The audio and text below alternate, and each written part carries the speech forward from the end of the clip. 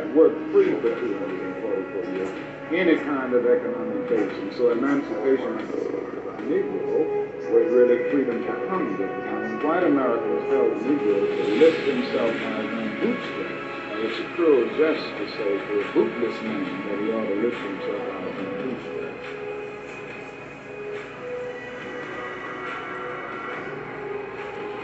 I'm saying that the nation of Islam should evolve into what we call the Realist temple.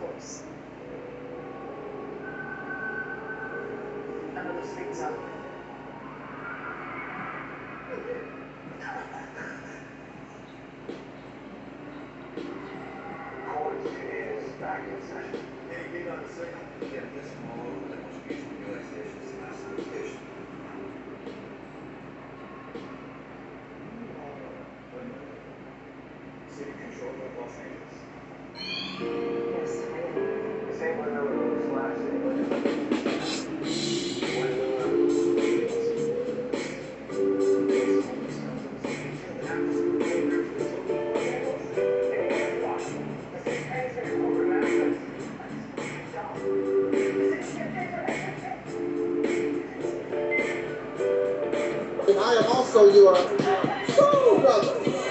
Number one.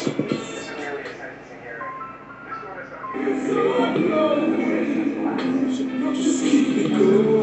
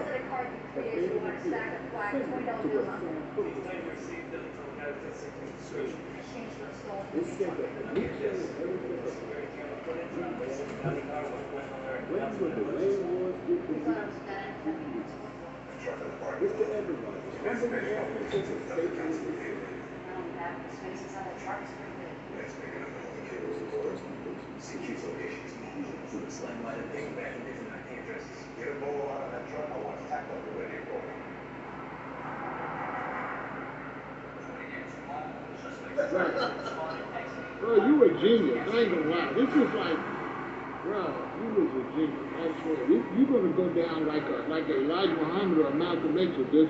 You finna go down in history with this. I swear to God, bro. Well, I'm there, child. You know, we all there too. Yeah, but bro, you different, bro. I mean, to think of that. I mean, bro, this is genius. Like, I don't just say stuff just to be saying. Like, I swear to God, bro, you are really on something to come up with this. I don't know how you came up with this, but this is. How did you come up with that? The Mississippi campaign represents everything that you claim that you want. The beginning of an all-black independent nation. The ability to control your own resources. Your politics. The law. Be able to do your own thing for a change. Create an economy. Create and produce good that Africa or anybody on the planet would want. You think you don't want to do nothing. 3 hours talking about the Mississippi campaign.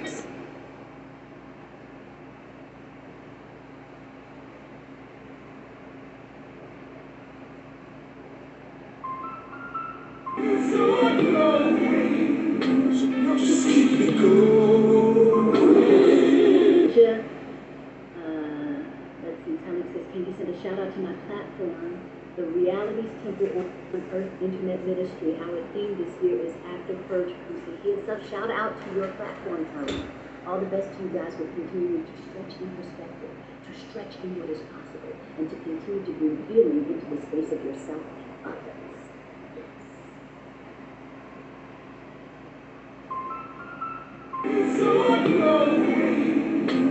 Just keep it going.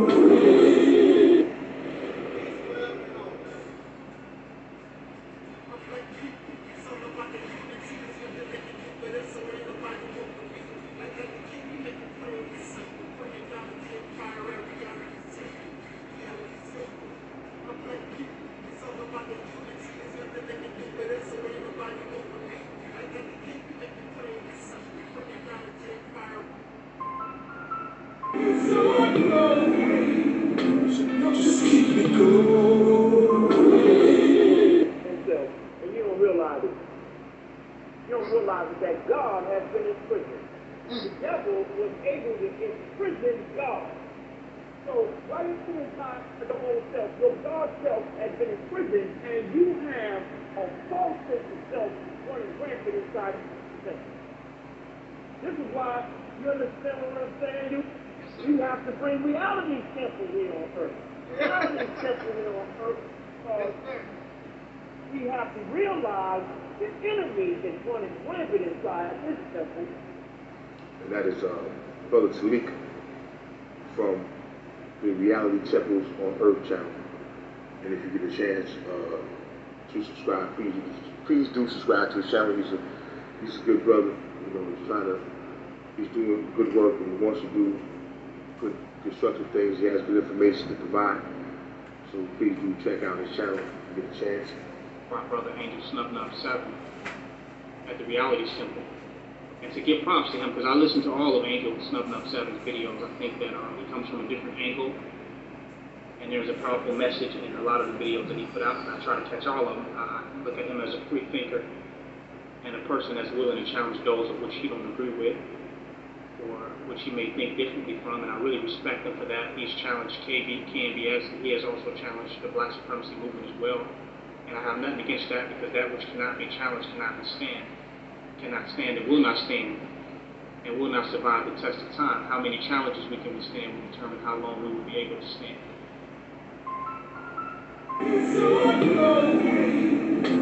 Just keep it going.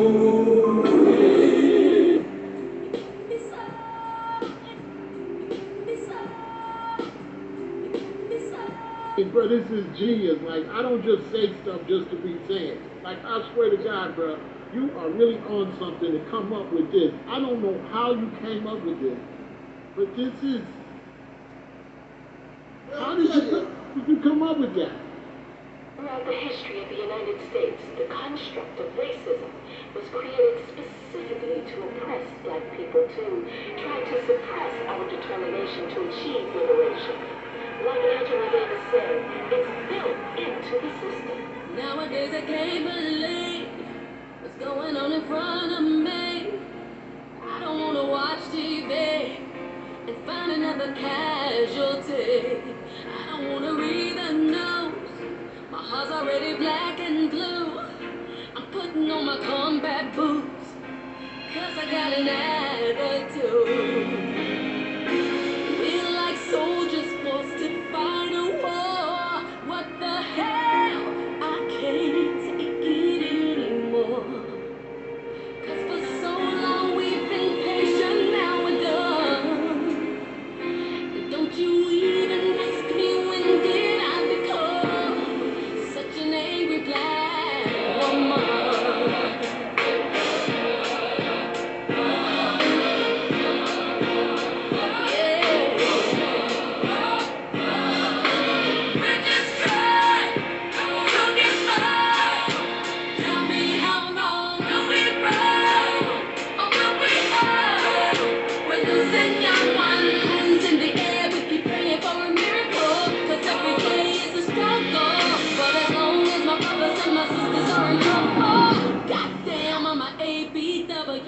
We can't successfully put an end to racial discrimination until we change the entire system. We've been trying to keep the peace 50 years since Martin King. Some don't like me for who I am, but I love my melody. Another future college grad sleeping in a body bag. Mother screaming out her lungs. She never gonna see her son. We're like soldiers forced to fight a war. What the hell? I can't take it anymore. 'Cause for so long we've been patient, now we're done. And don't you even ask me when did I become such an angry Black woman.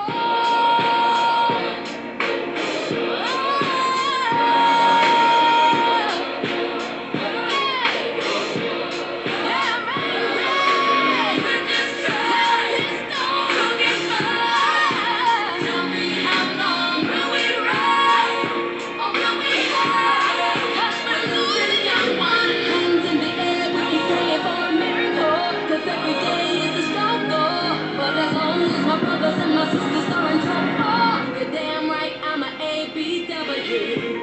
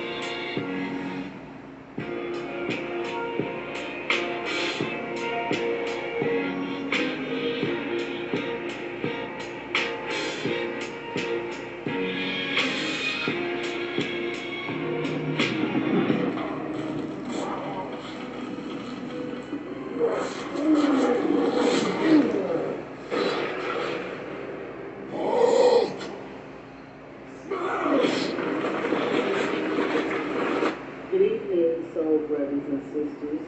This is Tangi Cox, the Black Sheep, and I am propositioning you to entertain just a little while of being in reality.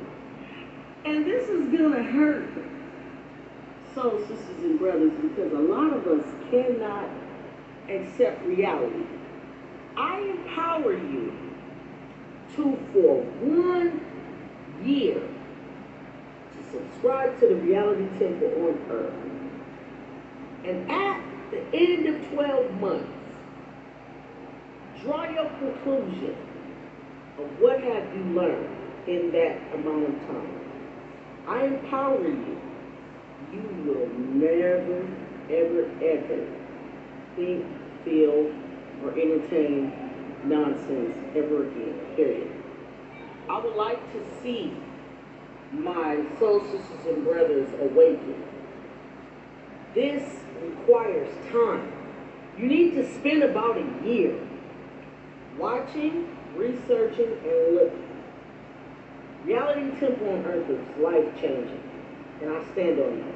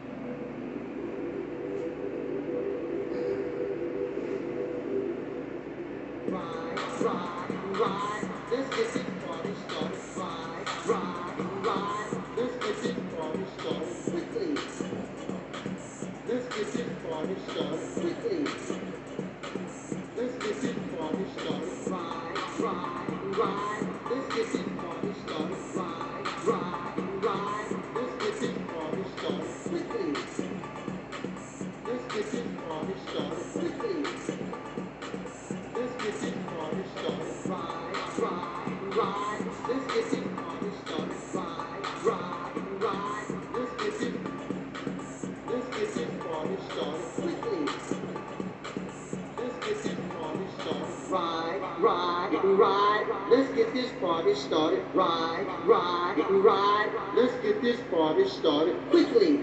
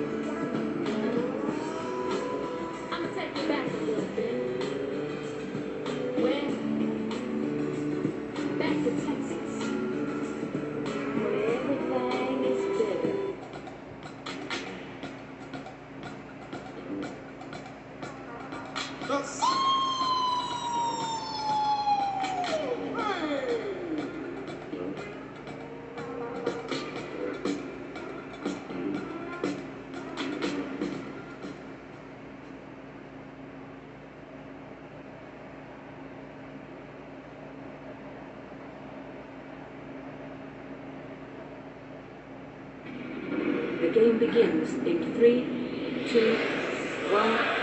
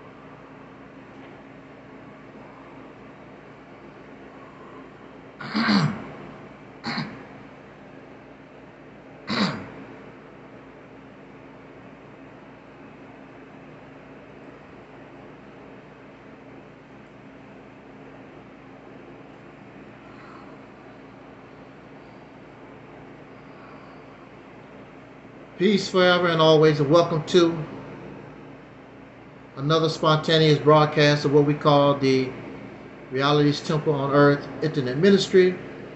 I am the gatekeeper, host of this program, known here on social media. Wherever you may find me, I am known as the mighty Angel Snuff 7. I am your soul brother, number one. We just want to come here live tonight to do a like a fireside chat, random topics. Just want to touch on some things, and then we're going to call it a night.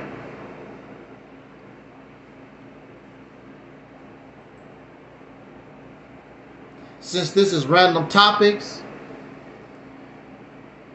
join the conversation. The link is in the chat room.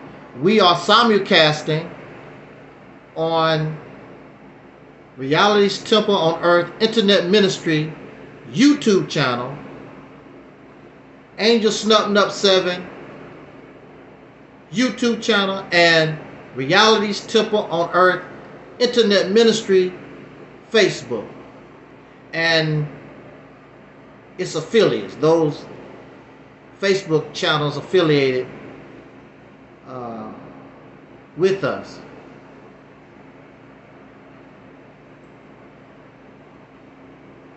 We have like how many different topics I want to touch on? 1, 2, 3, 4, 5, 6, about 8. We're going to touch on like 8 random topics. Then we're going to get out of here.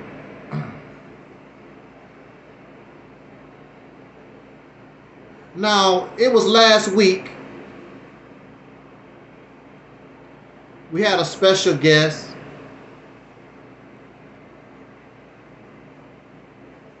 And his name, he went by the name of Eric Farad Muhammad.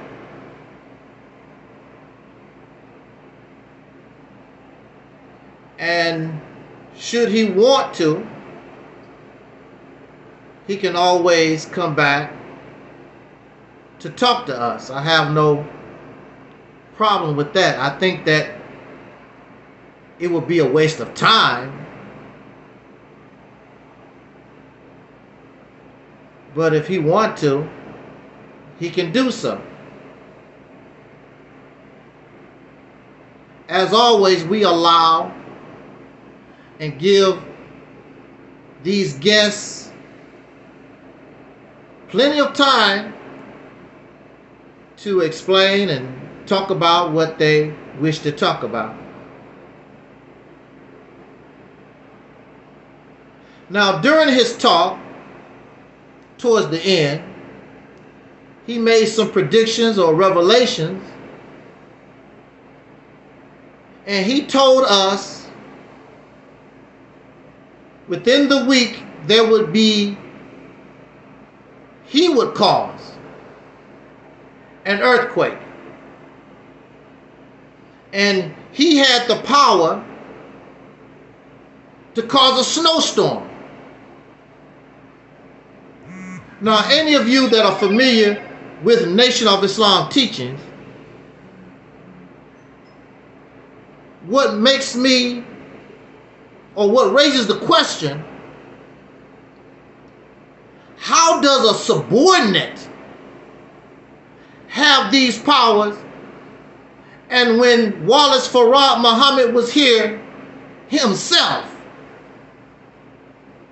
he did not say or claim to cause an earthquake or a snowstorm or nothing.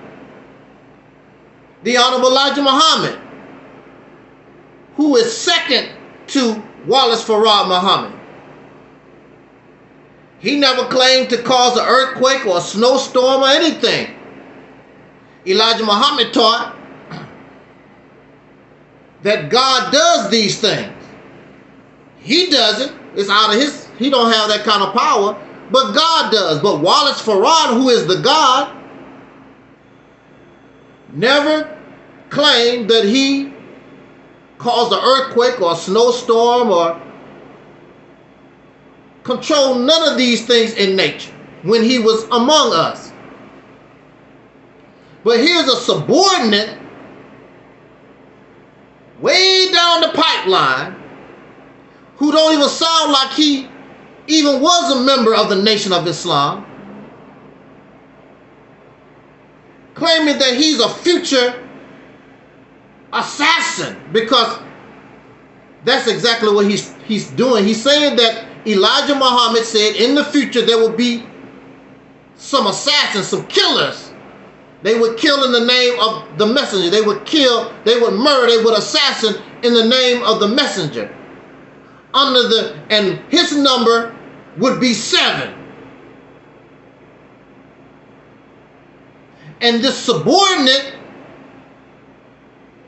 has the power to cause earthquakes and mess with the CIA and FBI and never get arrested. All this incredible power, yet God himself and the messenger, both of them,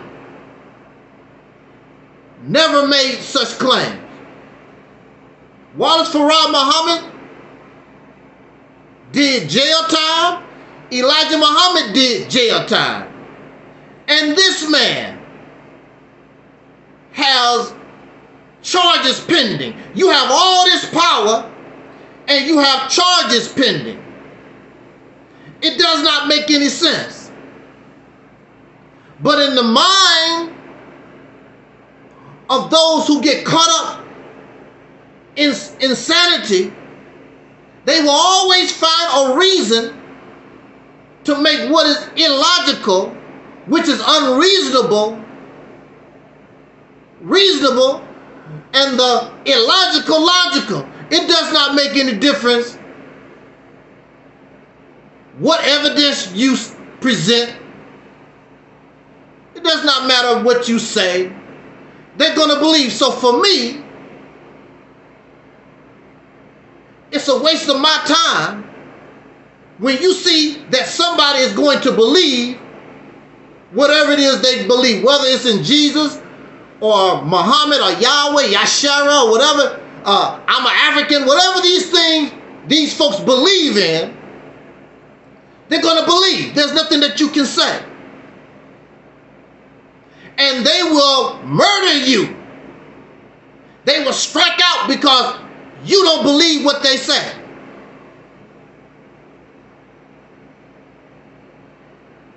They are dangerous people. And there are millions.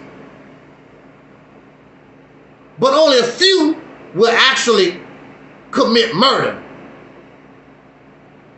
and become violent.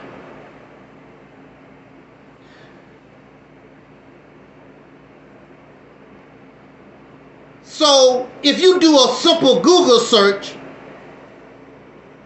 you will see that it is common in the state of Texas, also probably in California, and here in Missouri, because Missouri also sits on a fault. There are always tremors. There are always small earthquakes. And so he's going to say that he's shown his power because Texas had a earthquake. But it's common. And also you are being deceptive. Because you know when we say make an earthquake, we mean something big, something newsworthy. And show that you predicted it and you might have something to do with this earthquake. But what he's claiming is the regular, common earthquakes that happen in Texas. Look what I did. You ain't did nothing. But when you're dealing with folks like that, it doesn't make any difference. I did this. I done it. You let them, we let them believe. They're going to believe whatever.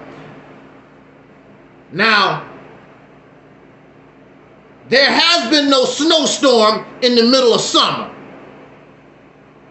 And I can guarantee you, as hot as it was today, people wouldn't mind a little snow. There's no reports of no snowstorm, no kind of cold, unless you way out up in the mountains somewhere. There's no reports of any snowstorm. And he's perfectly silent. He's perfectly silent on that issue because he can't go on the news and try to find something to claim. So there's no snowstorms and there's no earthquakes. But again, these folks going to believe whatever they want to believe. Now, to continue to support his belief, he posted these awards that he got from the mental health system. I already could guess that he's involved and caught up in mental health. And they are actually giving him a break, calling these officials, even calling the FBI with this insanity. I'm very shocked. But when you hear him talk about violence, he's not talking about violence towards the FBI or the CIA anyway. He's talking about violence against black people. So I guess they don't care. As long as he's not really bothering us, let him kill a few Negroes. But when he crossed that line, he's done. So they're used to his behavior. And of course your house is getting raided because you are threatening the mayor, you are threatening different types of people in government. Of course your house is being raided when you're making a threat against government officials. But you're not doing it in the name of the struggle. Your house is not raided like Fred Hampton and Mark Clark's house was raided, or what they did to Elijah Muhammad. You're making these accusations, you're making threats against government officials. So of course your house, because they don't know how crazy you really are.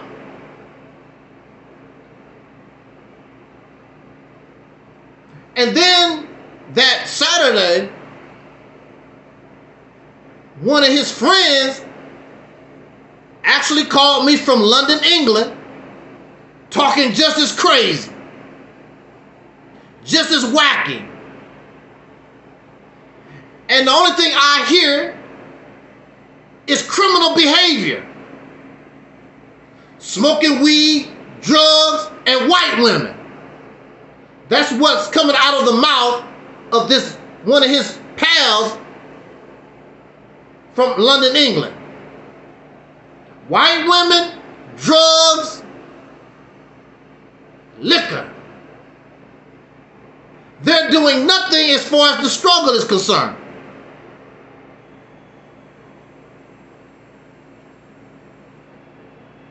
And so,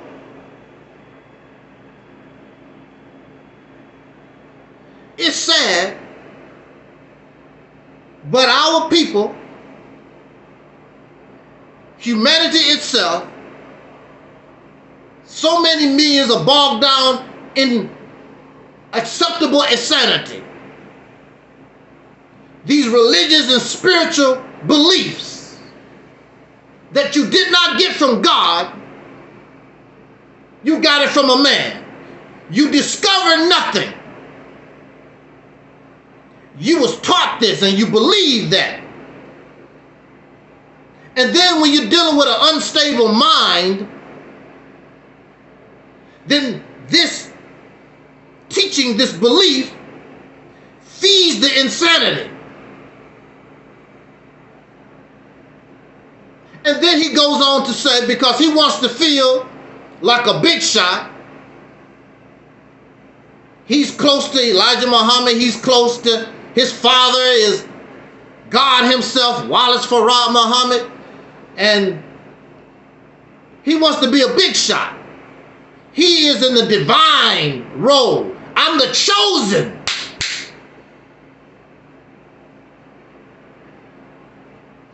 So he submits his YouTube channel and he talks about all the thousands of views that he gets.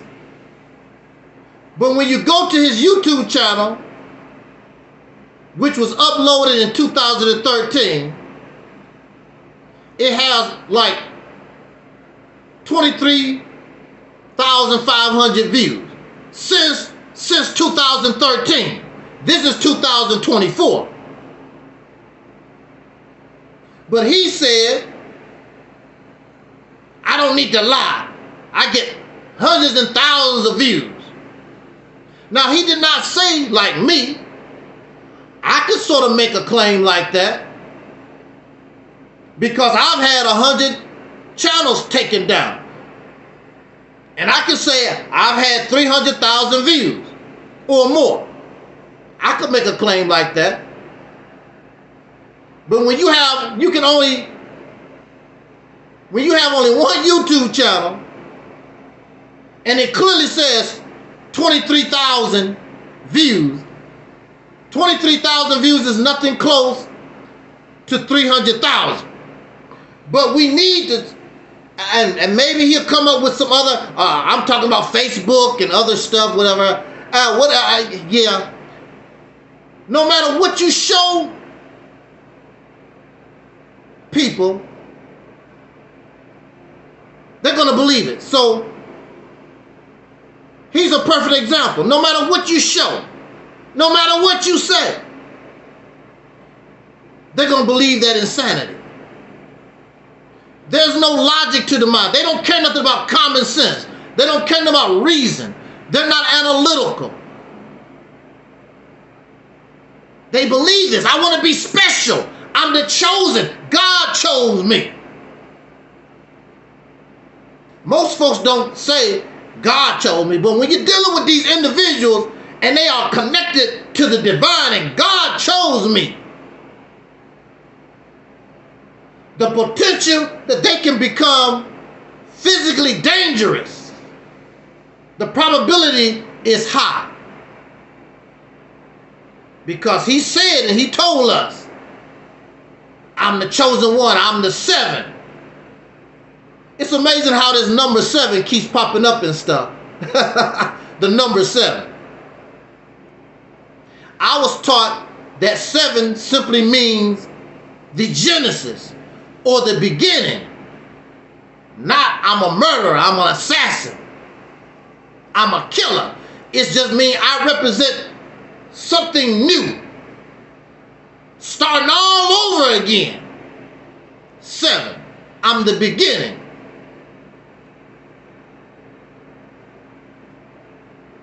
I'm pretty sure you don't want to hear him rant anymore, so I really doubt that he would want to come back, and because he knows that no matter what he says, because your evidence is not supporting the things that you say. You're not bringing any evidence. You're not bringing nothing tangible so that we can say there's a possibility. It's just talk. His friend from London, England, I said, where's your evidence? Just talk. And then they post some stuff and it does not support what they say. It's just, but again, I don't debate, folks, and I know people hate my guts because these people get very, very angry when you reject their belief, what they believe in, whether it's religion or spirituality. They don't want you to talk about you don't believe in astral projection and life after death and demons and gremlins and flying out your body. You never die. You just turn to some kind of energy and float around the universe. I don't know. I don't know. There was a very good video, and I wish I could find it. And I'm pretty sure I copied it on one of my channels that probably was destroyed. Somebody made an excellent video, and the title was, "Do you really want to live forever?" And they described how it would be to live forever. I wish I could find that video. But in the meantime, it's still summer. Maybe Eric Muhammad, the number 7 guy, maybe he will make a snowstorm real quick, or maybe he will make a real earthquake. I have no problem for it to be true. I'm not angry at you. If you can do those things, hey, cool. But when you can't, and it's very clear that you can't, it's like a person, I can make 30 points a game. I can make 30 points a game. And so they play for the whole year and barely make 5 points a game. But they want you to talk to them like they played the game. They was making 30 points a game, and they make up these excuses. No, you can't make no 30 points a game. You only can do we've been playing for a whole year. And the only thing you can do is 5 or 6 points.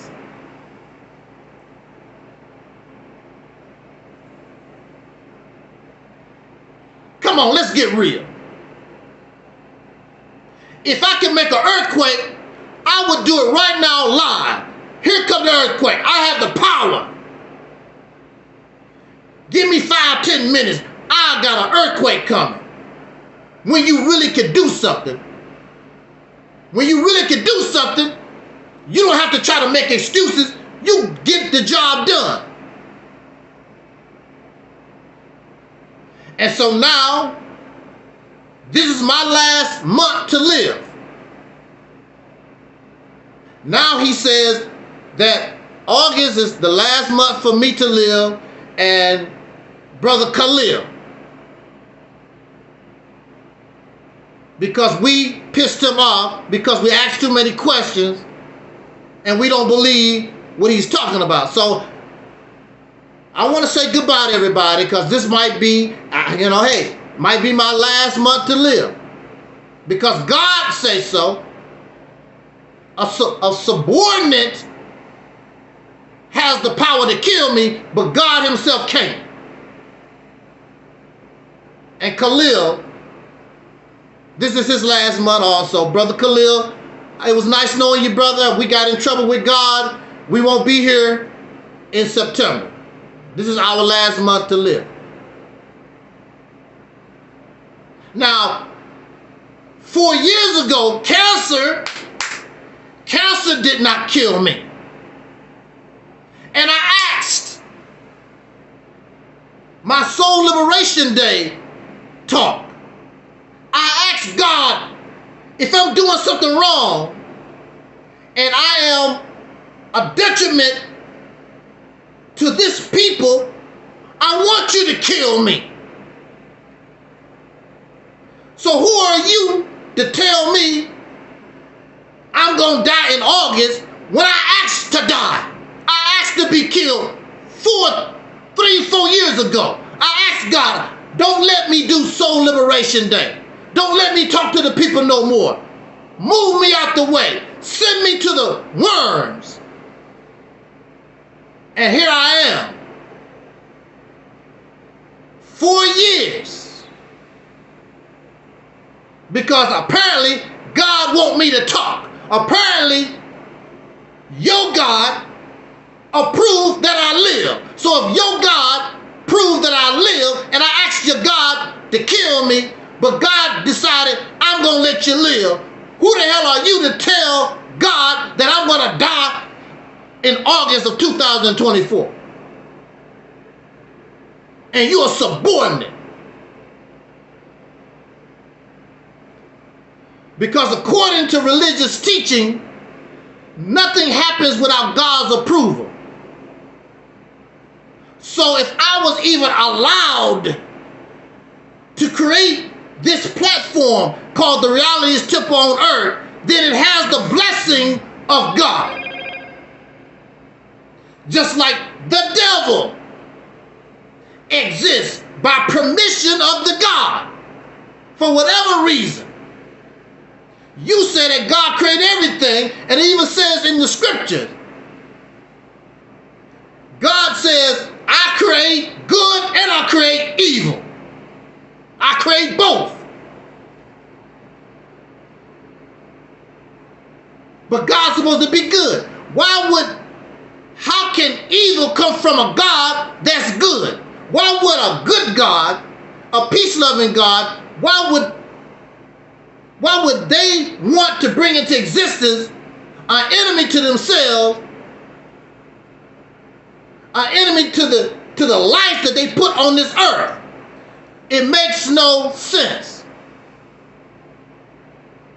That's why you have to believe. Because when you believe, you don't have to worry. It don't have to make sense. Just believe it. No matter how stupid, no matter how illogical, no matter how crazy it sounds, oh, dude, I believe.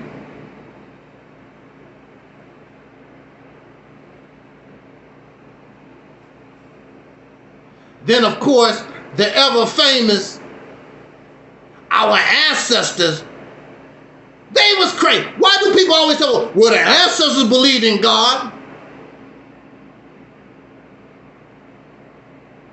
Who cares?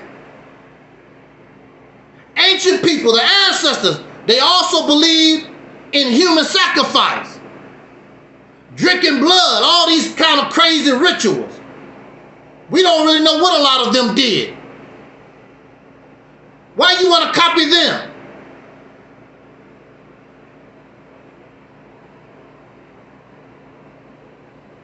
Oh, there go my friend Angela Hines. How you doing there, Sister Angie? Glad to see you. Glad to see you. And also a shout out to Black Superman. Thank you so much for joining us tonight. I'm not going to keep us long. I just want to do a little bit of random topics and get out of here. Another angel. I'm fine. I'm fine so far. In fact, I'm having a little weight problem for me. I'm 20 pounds over what I really would like to be, but as far as my doctors is concerned, that's good. Because a cancer patient loses weight. Next thing you know, they dead. So if I'm gaining weight and I need to control my weight, then apparently my health, I'm doing pretty well. Because usually when folks who have been diagnosed with cancer, you start seeing them lose weight, then they become a skeleton in their face. Next thing you know, they're gone. It was a sister that just passed away. I think she was 49 years old. She was an actor on that old television program, Mad TV. 49 years old. I don't think that you believe in God.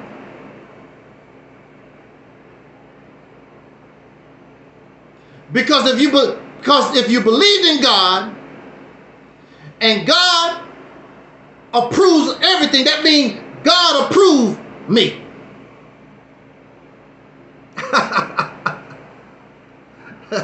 Tracy said, them Pepsi Colas and chocolate chip cookies keep me overweight. Woo! You know something, Tracy? I don't drink Pepsi sodas, but I do love chocolate chip cookies. I have to not buy them. If I bring them to the house, they're gonna get ate. So I just have to buy a small pack now and then, or I bake them myself now and then. I will blow up for real. I'll blow up. And I've cut back. I don't eat a lot of fried foods like I used to. And this is my favorite time of the year. A lot of watermelon, plums, peaches, a lot of fresh vegetables. I love this time of the year. You know, no potato chips, French fries, all that type of stuff. Cut back on all that kind of crap.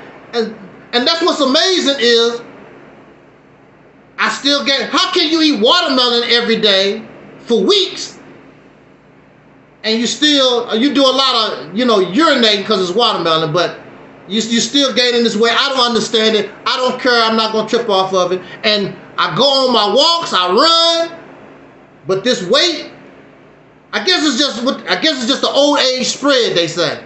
I guess, I don't know. But I'm done talking about this number 7, this guy. I'm done with that. I want to talk about, try to put this in some kind of order. There are those, and I'm glad to see everybody here on the live. I've been on YouTube since 2007. I've seen people come. I've seen people go.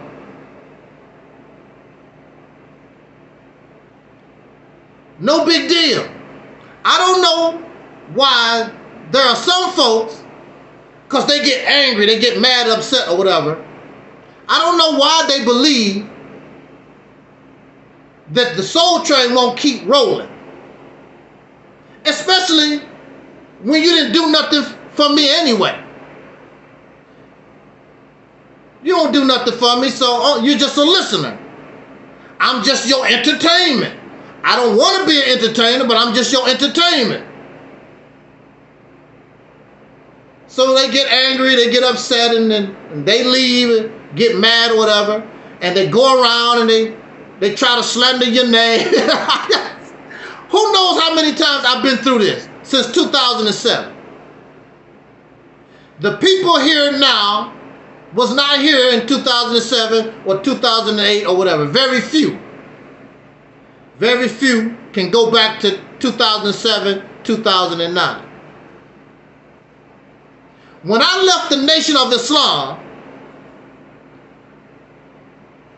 I already knew that's not going to stop Louis Farrakhan.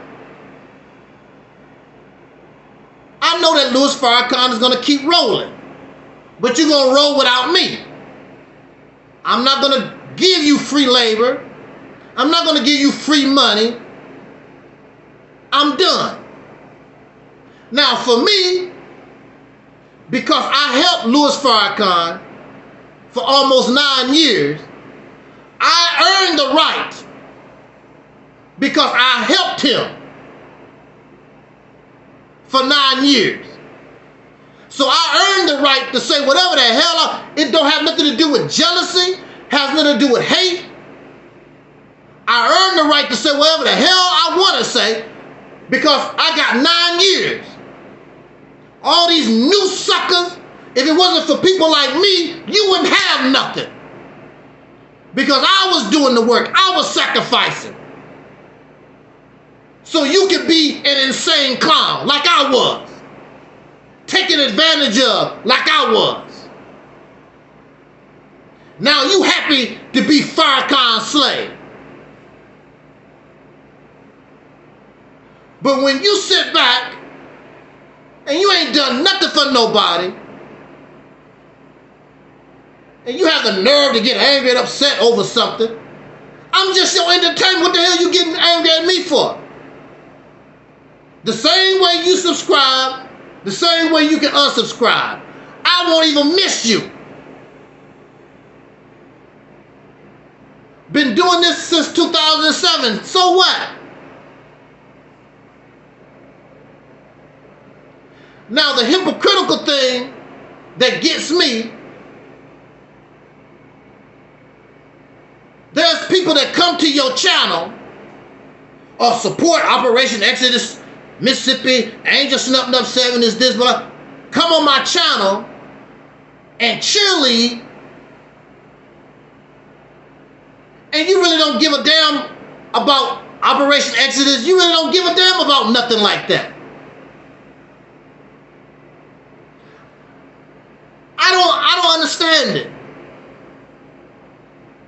And then I would see you in other chat rooms making comments. But you know how I talk, and you cheerleading somebody. I mean, what do you believe in? There are those who don't stand for nothing. They don't stand for nothing. So I guess what are you tripping off?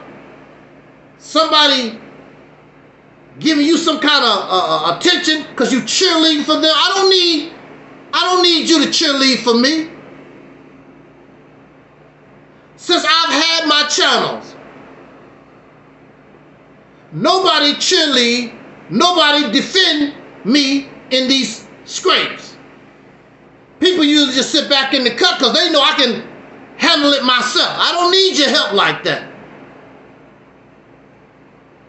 There's no comments in the comment section. What is there to comment on? What is there you got to talk about? That's the way it's always been. Why you want to come here and cheerlead me and talk about support Mississippi campaign and you don't? It's just words. I don't like that. When I say I support Louis Farrakhan. And I joined Louis Farrakhan. And I worked with Louis Farrakhan for 9 years. That's support. Give my time. Give my money. That's support. Listening to a YouTube video and then going down to the liquor store, that's not support.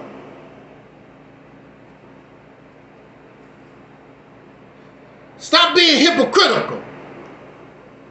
I'm nothing but entertainment. So treat me as entertainment, because you're not serious about me like that.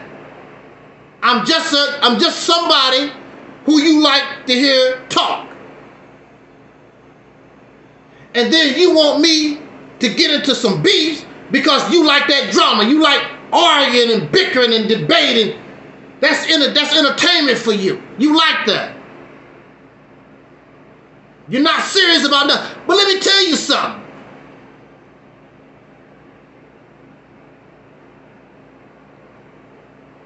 If you live long enough, you're going to feel sorry that you treated me like an entertainer. You're going to feel sorry. And I might not be around, but that little voice, my voice still going to be in your ear. I told you so. It is.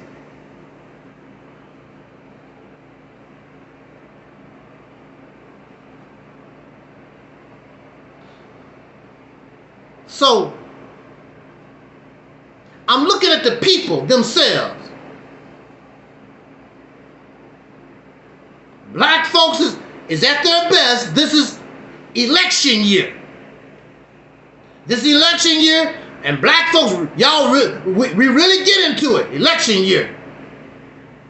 Because you feel as though you part of this. And even prior to election year, sometimes I just sit on the parking lot in the neighborhood and just look at black folks. I watch them come out of the church, coming out the grocery store. You hear the conversations and things, because you know we talk loud. And you got all these YouTube channels and people got all their opinions and ideas and blah, blah, blah. We really think we part of all this. There was a brother, Cool Cutter, when he got angry and mad and upset, of course. Ain't nobody listening to you. Now, mind you, ain't nobody listening to me, but this man has known me since 2009, and then I forgot all about him. He saw me in the truck stop, still remember who the hell I was. But nobody listened to me. Apparently, whatever influence, whatever it is that I influenced you, you still remember me, because I didn't know who the hell you was. Who are you? But nobody listening. No, you might not want to act upon. You might not want to act upon, and you disagree. Because the things that I say require work. The things that I say require you being real, and you're not real. So of course you would have a problem with what I say, because you want to get drunk, you want to believe in spooks, ghosts and goblins and all this nonsense, of course. But I'm a memorable fella, and I don't change that much. I always, well, not now, but back in the day, not too long ago, whenever I used to go back through town, people always, I know who you are. Don't you remember me? I don't know who you are. I don't know. But I'm always memorable. I don't know why I'm always memorable. And like I said, I really don't change that much. But he told me, ain't nobody listening to you. So basically, he's telling me to shut up, because ain't nobody listening to you. Ain't that garbage. Ain't nobody listening to you either. And even our big boys, ain't nobody listening to you. Ain't nobody listening to Tariq Nasheed. Ain't nobody listening to Sonetta. Ain't nobody listening to Louis Farrakhan. Ain't nobody listening, because if they was listening, then you would cause change in them. And that change will cause something tangible to come into existence. Louis Farrakhan ain't brought nothing tangible. Tariq Nasheed ain't brought nothing tangible. Young Pharaoh, Brother Polite, Sonetta TV, all these folks, you can put them all together, ain't produced a damn thing. So I'm fine. When you tell me ain't nobody listening to me, I'm fine. But it's embarrassing when you have thousands, hundreds of people that you claim somebody's listening to you and you can't produce a damn thing. We as a people in this nation has not produced nothing, added nothing to the civil rights movement, to the civil rights games. Added nothing. Over 50 years. You should be embarrassed. You should be embarrassed, but you're not. Because you're comfortable in the crumbs. And you think you finally made it. I got my piece of the pie. But you didn't bake the pie. You got a piece, and you getting a piece of a pie that somebody else baked.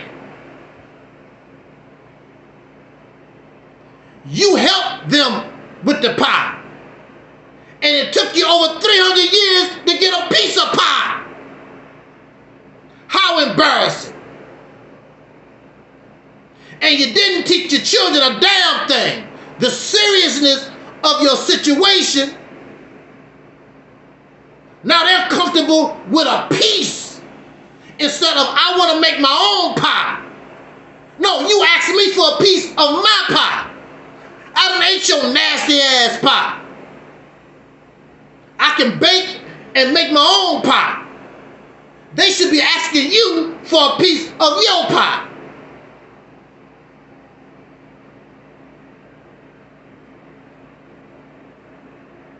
That's what they should be doing. But you're comfortable in this.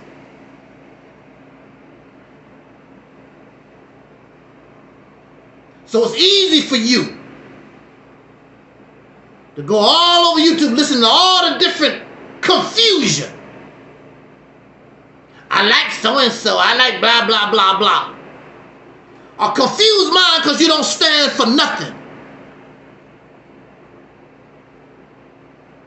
If the people that really talk about I support Umar Johnson, it's enough of those people. This man should have had a school long time ago. No, because no, they see ain't nothing happening, and they might give a little bit, but they won't give until the job get done. Because they don't really see nothing happening, but they're not going to tell you that. But you can ask Umar Johnson. He'll tell you how the donations slowed down a whole lot. This man should have been had a school.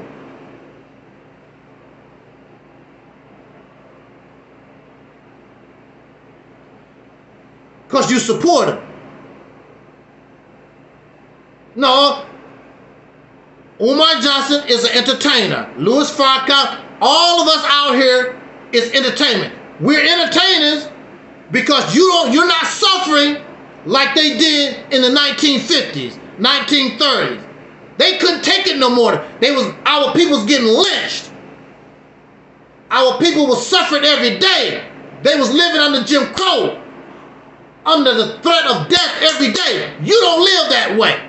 So you don't take life serious.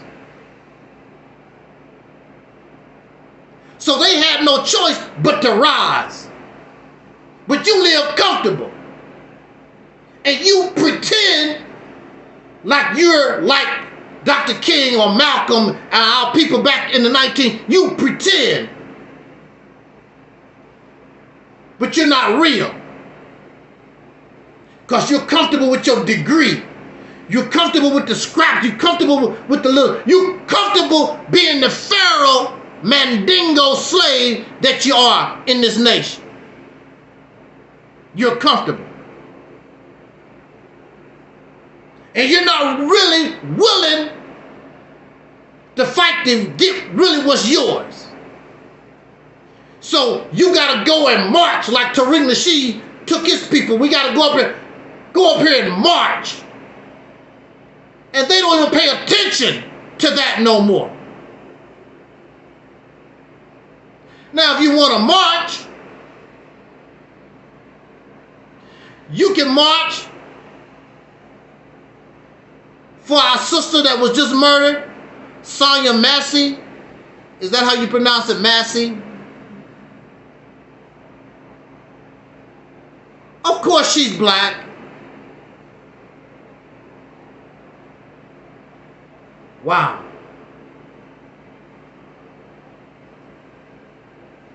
I introduced the Mississippi campaign in 2018. This is 2024. We could actually be in control of a state. There will be no need for Benjamin Crump or any of these other ambulance chasers to represent Sonia Massey's family or any of our people gunned down the street, known and unknown, because they will have a state that will come and back them up.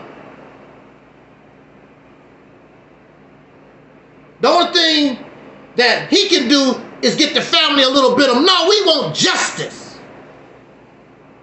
Real justice. And if you can't give our citizens, because she would be a citizen of our state, regardless of where you live, then they're going to have to treat us differently because as a state, you got some kind of power and influence. In fact, we should be in the same position like these Native American people. On their reservations, they have their own justice system. And we should have the same thing. We should bring these criminals into our system and try them in our system. This is not to say we're going to be unjust. No, you're going to get tried. You're going to be tried fairly.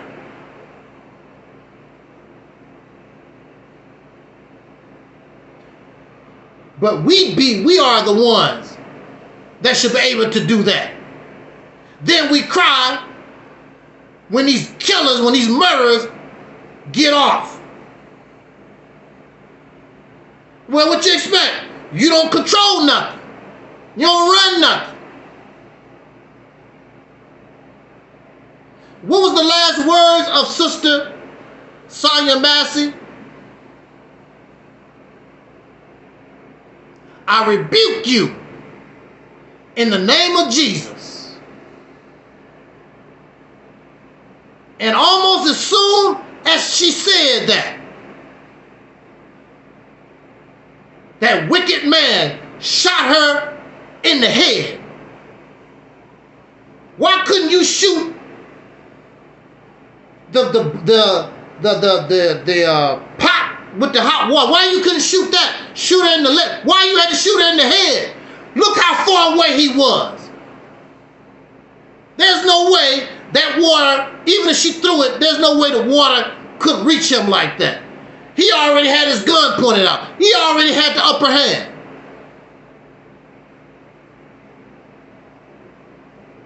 I rebuke you in the name of Jesus. So we see once again how Jesus fails. All those bombs dropping. I believe 30, 40 Palestinians was killed today. Where is Allah? Where is Jesus? Where is all this stuff? Where is Eric Muhammad? Aren't those Palestinians your Muslim brothers and sisters? Why aren't you helping them? Talk about killing me, talk about killing Khalil. Why don't you help some Muslims that's died all over the earth?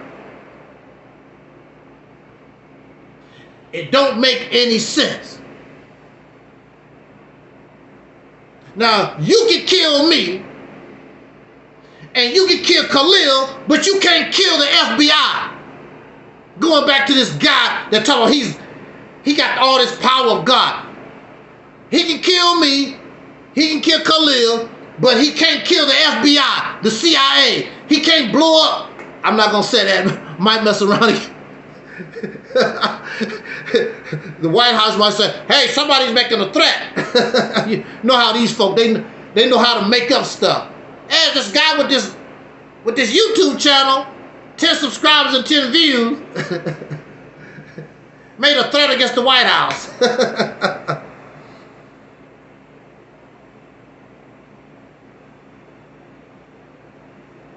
You can kill Master Farah Muhammad, Wallace Farah Muhammad.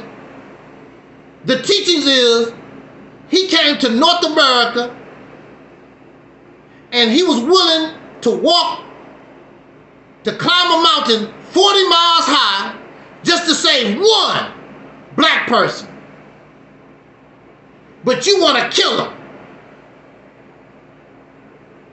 But you won't kill, you got all this power and don't do nothing against the enemy. You wish death on Malcolm X and then do nothing about the police that murdered Muslims starting in 1962 or prior. Didn't do nothing. But Malcolm got to die. What kind of stuff is that? If anything, if I had any kind of power, the real enemy comes first. All y'all little fellas, I'll get to you later, but I'm gonna have to deal with the big boys. No, you cowards, you threaten black folks. So, brothers and sisters, I'm gonna kill Snuff, I'm gonna kill Khalil, but you're not gonna mess with the FBI and the people that raided your house. I did not raid your house. I did not put charges on you. I did not lock you up. You got this power, but won't do nothing against the people that actually hurt you. I don't have to believe what you're talking about. Khalil don't have to believe what you're talking about. There's many people. I've been on social media since 2007. I never get angry. And I've never gotten angry at nobody because they disbelieve in what I talk about. I've never called you stupid. I never called people stupid on none of these things because you have the right. I also understand where your mind is at. I don't expect you to be like me. In order for me to come up out of that bondage, I had to get locked up in the crazy house for 10 years. That's what broke me up out of spirituality. That's what broke me up out of all this believing in God and all this baloney that we've been taught. I had to go to the crazy house because that was the ultimate test. No devil, no God, no spirits, nothing come to help me because they don't exist. And as soon as I realized that, and I had to understand, I had to depend on myself, things start changing for me. Things started moving.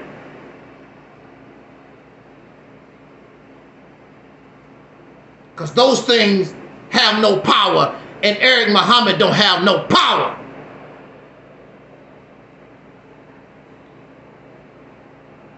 If I die right now, he'll take the credit. I told you, that's my power. Then they'll tell you I died from cancer. How do you have the power, sir? When we know that I had cancer way back in 2020. But he'll take the credit. A deceiver and a liar.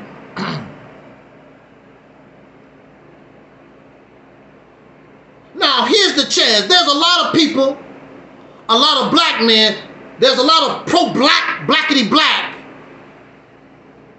They hate on Black Lives Matter. Oh, Black Lives Matter was started by some lesbians. Oh, those women in Black Lives Matter, they get their money from rich white folks. They lesbians. They spend the money for themselves. Yo, leaders do the same damn thing. Even going back to Marcus Garvey. Marcus Garvey took money and trinkets from white supremacists. Elijah Muhammad did too. And towards the end of the Black Panther Party, they was dating white women and doing the same damn thing. So what the hell are you talking about?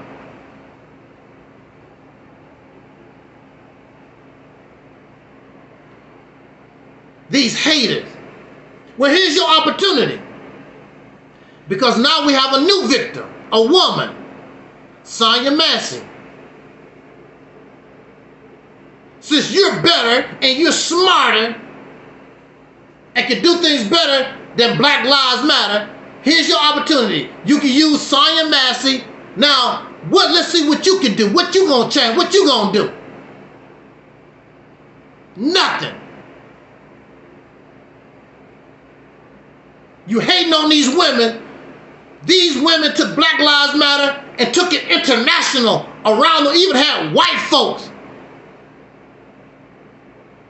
Even had white folks involved in Black Lives Matter all over the world.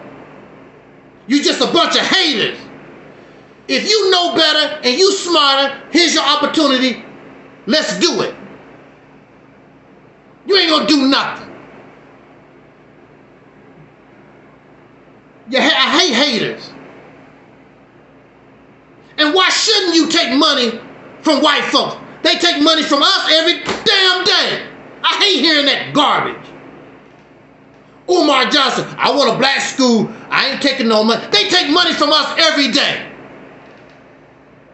Everything we buy, we have to pay taxes on. When you put gas in your car, that's taxes that you gotta pay. You buy their magazines. You getting YouTube money. That come from them. If it wasn't for YouTube, your ass wouldn't even, nobody would even know nothing about your ass. I don't take that from white folk. I don't take that from white people.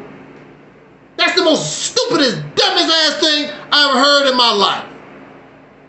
And they take from us. They've been taking from us for 400 damn years. That's stupid.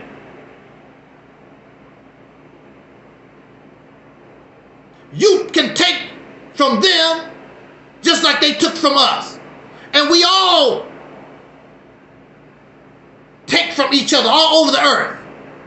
You give me a little bit of this and I give you a little bit of that. That's what you call world commerce. And unless you plan on creating some kind of country and you don't have to associate with nobody on the earth.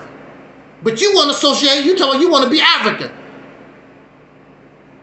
But they ain't giving you nothing. Umar Johnson talking all this African stuff. One of those countries can easily get him the land, get him a spot, and build that school. With American money, probably with the money that Umar Johnson has right now, he could easily build that in Africa. Easily. These folks don't make any sense. And if it don't make sense, it's not true.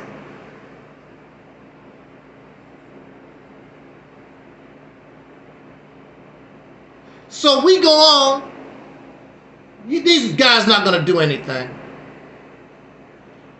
In the next few weeks or whatever, nobody won't say nothing about Sonya Massey. Just like they don't say nothing, they don't talk about George Floyd no more. Once you're dead, once you go to prison, matter of fact, that made me remind me, I got a letter from our brother Natural Tahuti, who used to be on Sanetta's platform, and I got a letter, and he said it's possible that that via the phone, he can talk to us from prison. So if we can set that up, I'm gonna have. Now you would think that Sanetta would keep in touch with him. That would be going on with him over there on the Sanetta side. Out of sight, out of mind. You're in prison. I can't use you no more.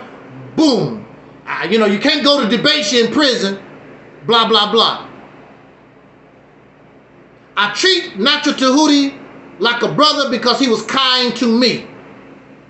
And he had respect for me. It's a shame those who supposed to have been riding with him, now that he's locked up, out of sight, out of mind. See, when things happen to you, woo! When things happen to you, you find out who your real friends are. And here I am. I wasn't part of the House of Consciousness. I'm talking reverse. But the one who actually show you some support when you go to prison is Angel Snubbing Up 7. Ain't that something? And only talk to him one time.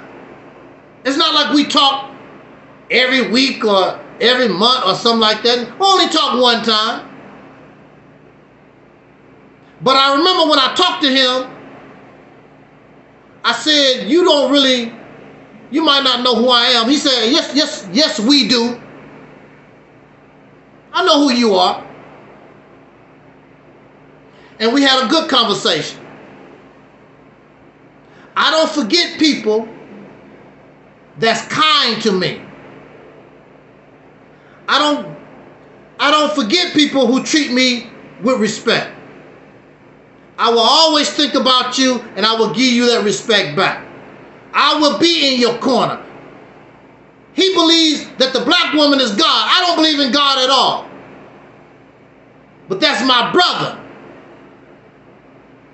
And I will ride with my brother. We all in the same similar circumstance. I'm not trying to get over on nobody. I want us to get out of this condition once and for all.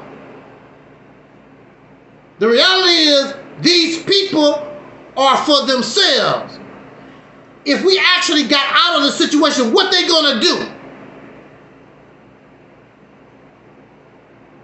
This is how they make their money. These ambulance chasers, they make their money on death, on black death. These pro-blacks make their money, they make their living off pro-blackness. If you take it all away, what they gonna teach? They can't sell their books, they can't, what they gonna do?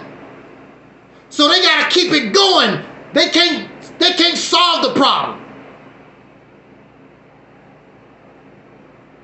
And they want to control. Now you see, they can't do nothing. They're not doing nothing with what they got. But they want to control everything. Well, I can't control now. I ain't gonna do nothing. It's so childish. It reminds me of people because they can't control the game. You can't play with my basketball. That's how these people do it.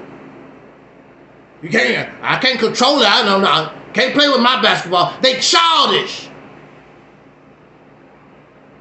We're childish folks. Silly. So I know why you don't like me. I'm too old for these games. These folks trying to teach me. What the hell you gonna teach me? I've been around this garbage for over 40-some years. What you gonna teach me? I done heard it all. You ain't doing no more than the suckers did 40 years ago. And many of you weren't even born. Try to teach me. Then they look stupid trying to teach me. I already know what you're talking about. And more. I'm not going back to kindergarten class. I've been there, done that.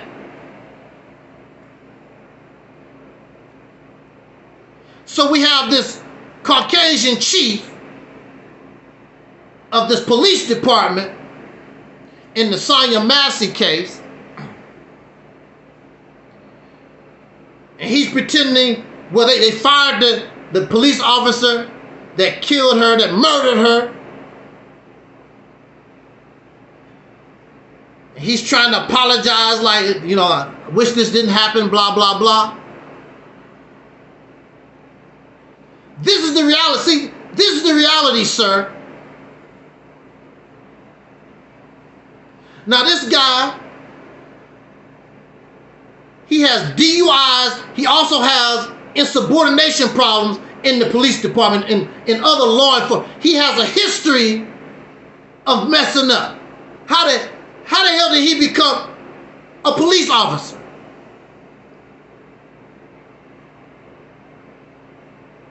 Let's keep it real. If I had that man's record, there's no way the hell they would hire me. First of all, I'm black. Then if I had that record, they'd give me a bunch of problems. The reason why, as messed up as he was, because he's Caucasian. And they give Caucasian people a pass, even when they messed up. I wouldn't be shocked if that sucker that killed Michael Brown I wouldn't be shocked if he's a police officer somewhere. They give each other a pass, no matter how messed up they are. It's Caucasian truck drivers right now with messed up records, just a time bomb waiting to go off, because they shouldn't be behind the wheel, but they'll get a pass because another white company will give their brothers and their sisters an opportunity, give them a pass. And a lot of times on the news, when you hear about these truck driving accidents, they go back to the record. Why was this guy on the road? They let white people out of jail, then they go out and kill somebody. Why was that person out of jail? They dropped the ball. They didn't drop the ball. That's how it is in the system. You have white privilege. And they might pass up some Caucasian people, but they will hire those with messed up records. They would do that. They help their brothers and sisters. Unlike us, our record can be clean, and black folks won't help black people get jobs and get help. You will do your best to destroy. How does it hurt your channel? We're not talking about my personal view. We're talking about something like the Mississippi campaign. How does it hurt your channel for me to come and explain to your audience, whether they embrace it or not? How does it hurt you to allow me to have that time and talk to the audience? They don't talk on my channel.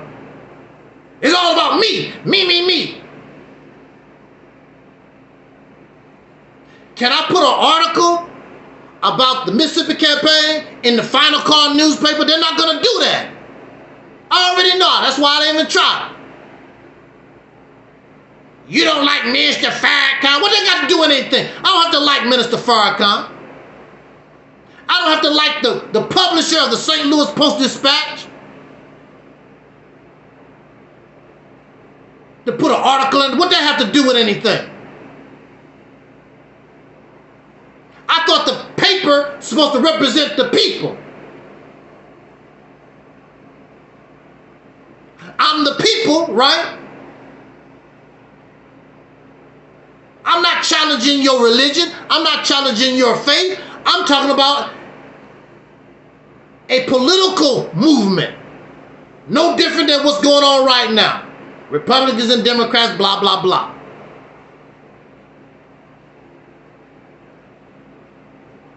We're selfish. But white folks will hire each other knowing they might murder somebody with a truck or with a firearm. They help.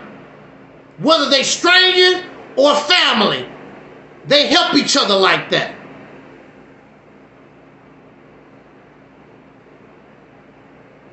Then these suckers will turn around, support black business. Get the hell out of my face. Most of these black businesses don't even support black people. Don't even give a turkey out every year. You support black business, they don't even give out turkey. They don't even feed our homeless. We shouldn't even have no homeless people. Our people should have a place to go. Support you to do what? So they can get rich. Well, you know, our company made $500 million last year. What did you talk about? Other people in the community, black folks, these black businesses don't do a damn thing in the black community. What the hell y'all talking about? They don't. And most of them that do give you chump change. So they can go to the Olympics in Paris. That's what they want to do. They want to keep up with the white folks. You know, keep up like you want to keep up with the Joneses. We as a people, we want to keep up with the white folks. We want to be white. All our people, they want to be white. Y'all want to be white folks.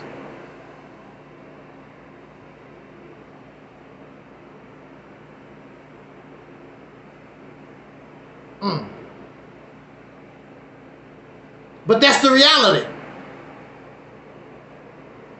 Because that's who and what we are. We're nothing but them with dark skin. You can call yourself an African. You can call yourself an Indian. You can call yourself whatever the hell you want to. We're nothing but them with dark skin. You act like them. You talk like them. You walk like them. You think like them. We're nothing but them.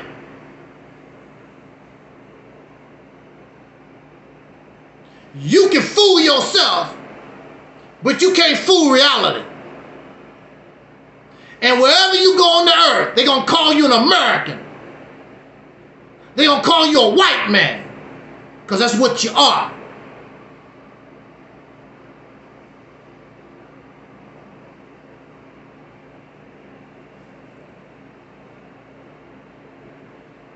So it's white privileges. So it's no shock to me. I see it and hear it all the time. These Caucasian people should not be behind the wheel of a car. They shouldn't be a police officer. But their brothers and sisters they will hire them.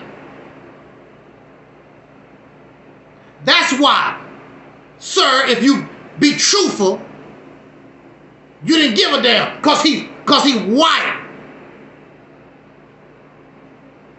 If he was black, chances are you go through the records.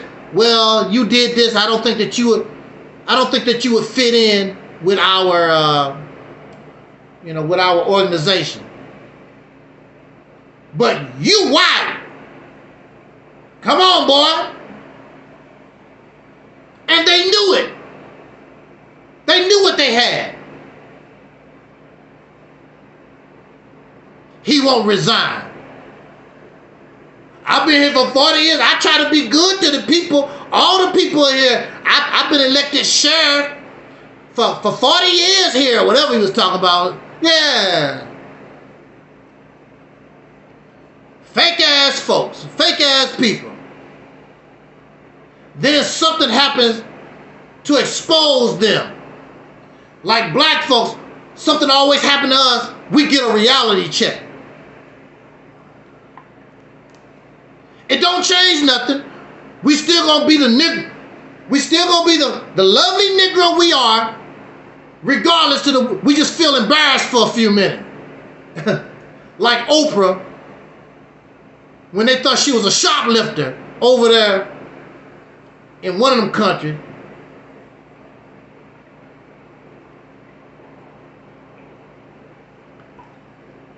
Thought she was a shoplifter. Will Smith got pulled over by a police officer. They just shake it off. All these folks, they get a reality check. But it don't make no difference. They just shrug it off and keep rolling like nothing happened. They know.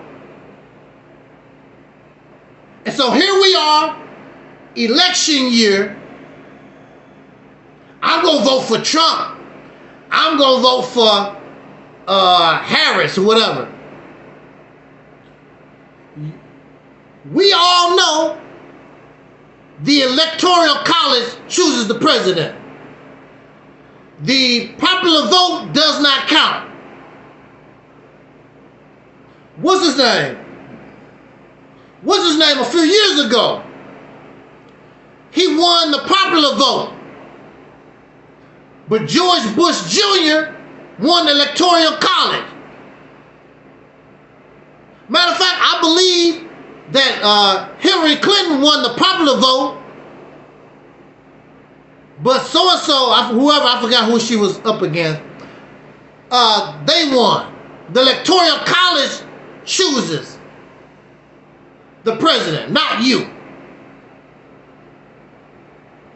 And most of you're not educated voters anyway. You vote based on emotion. You really don't vote. Most people don't vote on research. They haven't researched a damn thing. They go by popularity, who has the most campaign ads and all this other foolishness. You really don't know these people. Because if you really, I know there's people that don't like Donald Trump, But Trump is not as bad as you think. You really don't know about Trump like that. And it's things about Harris we really don't know. We don't know. Nobody really do no research on nothing. It's a popularity contest. So the government says you too damn stupid to choose a president, so we put that in the hands of the Electoral College. And the Electoral College might be influenced by these dumbasses that can't choose a president. That's not me. That's how it go.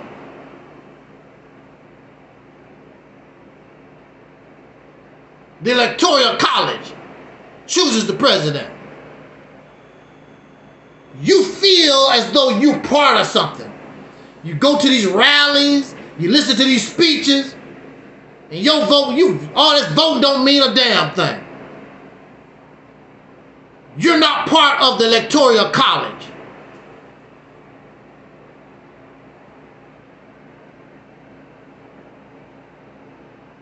You have a delusional sense of belonging.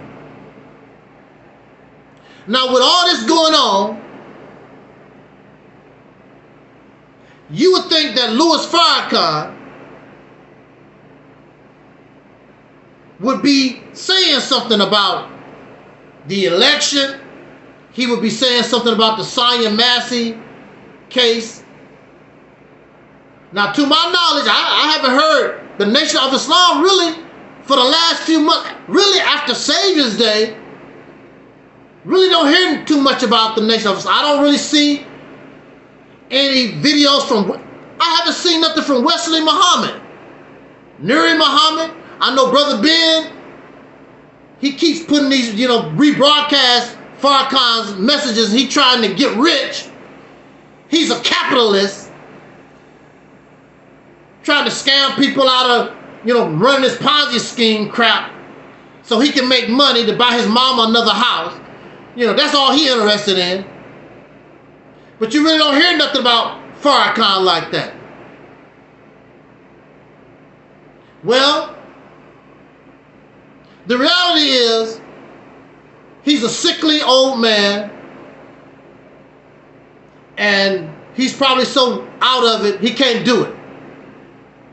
See, Louis Farrakhan is one of those people that love the limelight.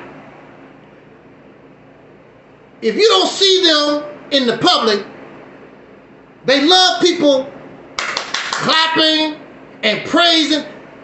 They love that. So this is a perfect time to come out in the public and talk about Sonia Massey and Donald Trump and Harris. Get you some shine. And you don't see Farrakhan? It's probably because he's too sick. He said that he has no internal organs. They had to remove all that. He has what they call a colostomy bag. And see, for me, I don't know why people think I hate Louis Farrakhan or whatever. If it was not for Louis Farrakhan, I wouldn't be talking to you right now. That's the reality of it. And when I was a young man, Farrakhan was the best thing going. When I was a young boy. If it wasn't for Louis Farrakhan, all this Moorish Science Temple and the Israelite, all that stuff, nobody wouldn't care and know about none of that stuff. Farrakhan and the popularity of Farrakhan was the one that start bringing all Egyptology and Kemet. All this stuff is because of what Farrakhan was doing. I know, I saw it with my own eyes. Nobody was caring about all this stuff. It was there, but nobody cared nothing about it until Farrakhan started getting notoriety. Then these other people start coming out of the woodworks. After the Nation of Islam died in 1975, the only one who was really out here was Jesse Jackson, and you might have Al Sharpton. It was dead. I know, I lived it. I saw it. I lived it. That's why on these old black television shows, they always would mention Jesse Jackson. They might talk about Al Sharpton now and then, but it was basically the only one that was really, really active was Jesse Jackson. Then there was another brother named Vernon Jordan. I think he was the president of the NAACP or one of these other organizations that nobody that probably was disorganized too. I don't know, but nothing really was going on till Farrakhan started coming up with his talk. Farrakhan in the beginning was fire. Y'all just see, I lived it. This Farrakhan is nothing like Farrakhan in 1981, 82, the 80s, and the early 90s. I don't know who this guy is. Well, first of all, you have to understand this. When you start getting older, the fire starts going out. You don't want to go to jail. You don't want to talk no crap. I'm too old to be going to jail. You just want to try to keep things to a certain point so you can live in peace and die peacefully. You don't want to die in prison. Farrakhan talk a lot of crap. He knows what line not to cross. Because he don't want to go to jail. I'm too old to be trying to go to jail right now. Die in prison. Like what's his name? Malachi J. York or whatever his damn name is. I want to see my grandchildren, great-grandchildren. I just want to die peaceful. See, when you're a younger person, Farrakhan was in his 50s, I believe. In the 80s. He was in his 50s. He still had that fire. The older you get, the fire start dying. You know how it is. You get a candle, and it's real strong and bright at first. But as it goes down, and the wax start melting away, it start getting dimmer, dimmer, dimmer as it goes down. You don't want to go to no prison. You don't go to jail. Hell, you don't even want to be hollered at no more. Leave me alone. I just want to die. But Farrakhan is one of those kind of people that love the spotlight. They love the praise or whatever. So he has to be very, very sickly. And I'm not wishing no bad on nobody. That's just life. We live and we die. I was diagnosed with cancer in 2020. We live and we die. We get sick and die. I know you got the ultimate diet. I watch on Instagram and on YouTube and Facebook. All these people, don't eat this, don't eat that. I would never tell you to not try to eat as healthy as you can. But all this special diet, whatever, you're gonna die. And I'm looking at some of these people with these special diets, they look sick. All skinny and fragile looking, like, what the hell wrong with you?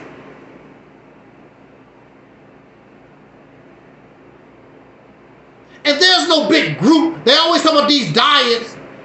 There's no big group of people that you can use as an example. Well, we're all of us are 150 years old because of this diet. There's no group of people like that. There's individuals that's, look, my uncle,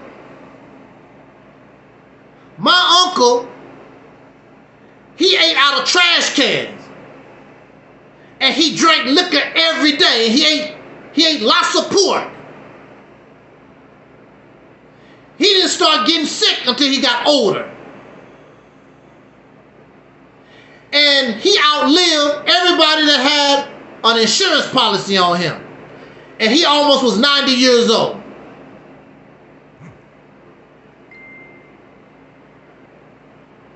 A lot of us, there's always exceptions to the rule.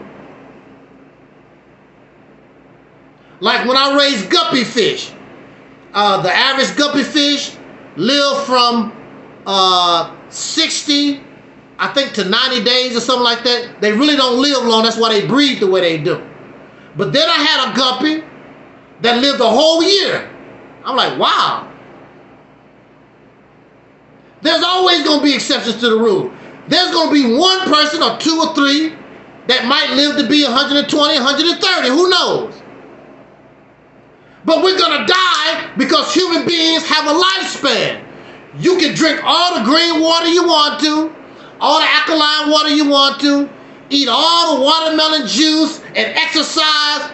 You are going to die. Human beings, all life on this planet has a lifespan. The average lifespan of people in the United States, I believe, for black folks, the average black woman lives to be, I think it's like 69, and the black man is like 60, 64 or something like that. Women always live longer than men.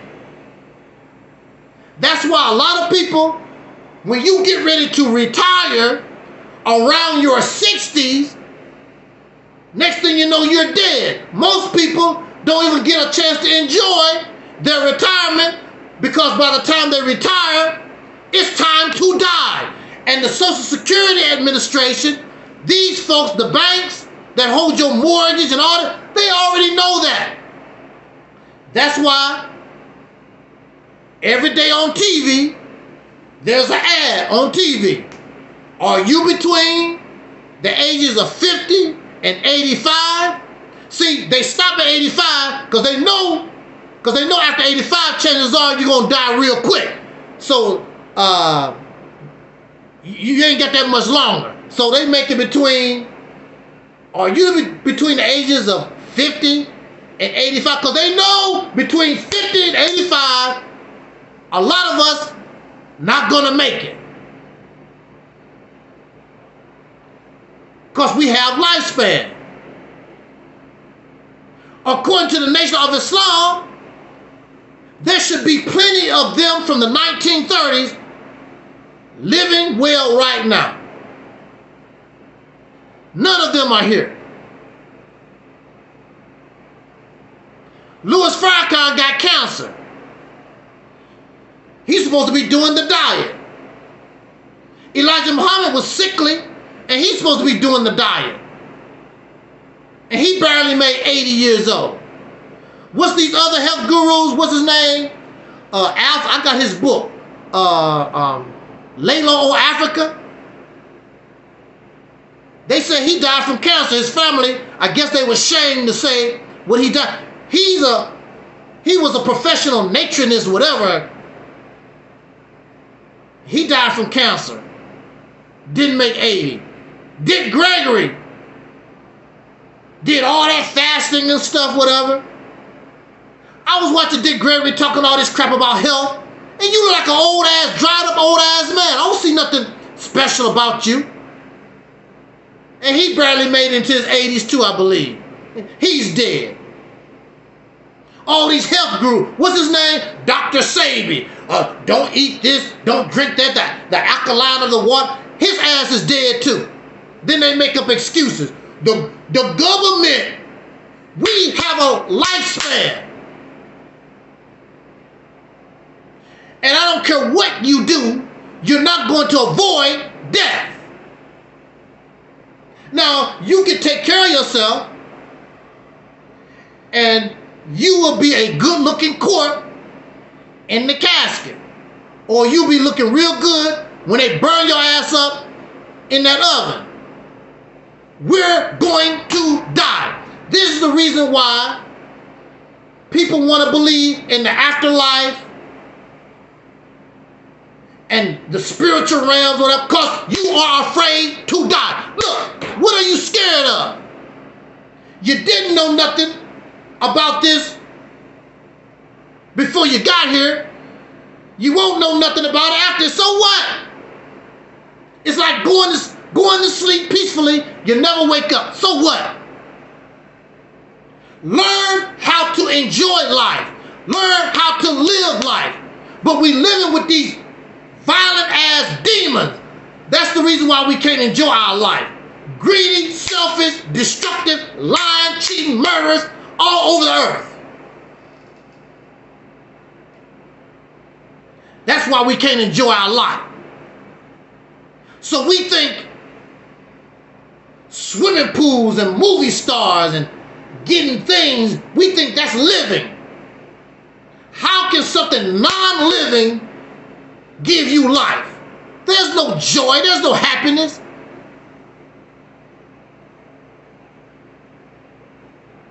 You buy a brand new car, it just sit out there in the yard. It can't talk to you. Your house, your $1 million, $2 million, $300 million, it can't talk to you.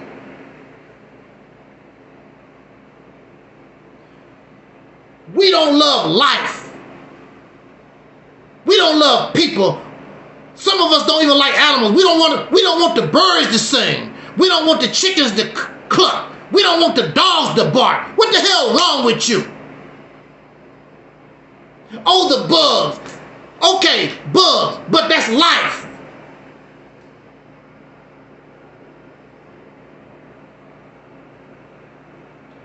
You're supposed to have bugs. It's life. You don't like mosquitoes, but that's living. That's part of life. Your bank account. You're tripping on the non-living. And here we are. Here I am in the nation of Islam. And I'm taught these things. But the leadership living lavishly. They got to sit on gold chairs. This chair I'm sitting in was like $50, $60 or whatever. I don't need to sit in a gold chair.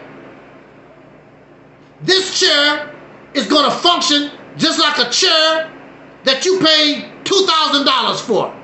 We're stupid. Then you look out the window, look at the poor people. Why are they poor? Because of your ass. You don't give a damn about life.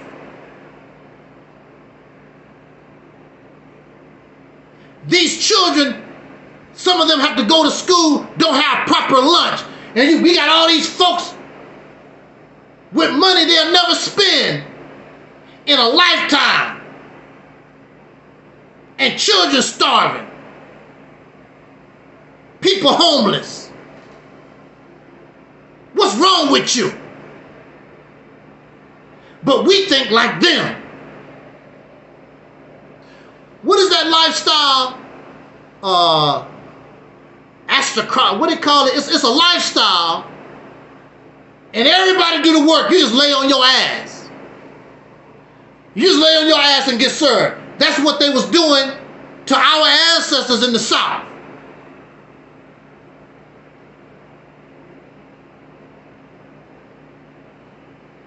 That's what you want. Others do your work. What is that movie with Eddie Murphy? And he was a prince. And other people are I don't want you to give me no bath. Now, when you get old and sick, when I was in the hospital, it was embarrassing for me, and those nurses had to give me a sponge bath and all like that. That's embarrassing. I don't want nobody giving me no bath. But that's for sick people, because I couldn't bathe myself. But when you're able, you should find pride. I can do this myself. I want to drive myself. I want to feed myself. But you got these clowns, because I'm better. I'm going to get me a slave. I'm going to pay somebody. Give me a bath. I want to wash my own car. I want to cut my own grass. I want to do my own thing. I don't need you. I don't need a slave. Because I'm better. I'm smarter. But that's how we do. That's how we do. We want to be like them. So I know in Elijah Muhammad, those brothers and sisters, I got to serve. Now, if you can't do it yourself, I understand. When you start getting some age, you know, it's nice to have a little help. But when you can do for your own, you just want somebody to serve you. What the hell wrong with you?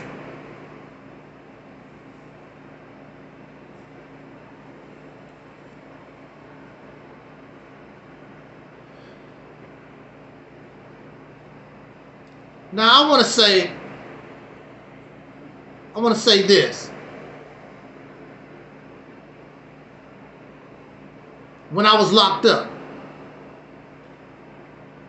see, I understand what Sonia Massey went through, going through in the mental health system. I understand what Eric Muhammad, because he's dealing with the mental health system. I understand that. There are those, because they don't like what I say. I see why you was in the crazy house. I was in the crazy house because of an unjust system. I was in the crazy house because I could have been just like Sonia Massey and shot in the head. Nobody would have gave a damn.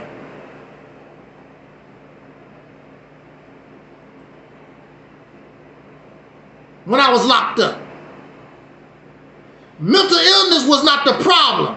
The problem with me was the suckers knew they messed up, and so now I'm going to try to make this person accept the garbage, the lies that I made up, because I don't want to look like a fool. It's not about mental illness. It's about it become a personal vendetta. You gonna do what I say, or I'm gonna keep you locked up the rest of your life. Who the hell you think you are? I had about 6 different doctors. Who gonna break me down? The same thing here on YouTube. Who gonna get this guy off YouTube? Tired of his mouth. I only have 10 subscribers. I only get 10 views. Why you want me off YouTube? Countless people. Flag. Sending lies about me to YouTube. Then Google itself get involved. It becomes a personal vendetta to get rid of somebody, to make them bow down. No, I'm not going to help the Mississippi campaign. You need to come and join us. You bow down to us. It becomes personal. You think you smarter than me, Negro? You think you smarter than the Nation of Islam? You think you smarter than the new Black Panther Party? You think you smarter than Sonetta TV? You think you smarter and better, huh?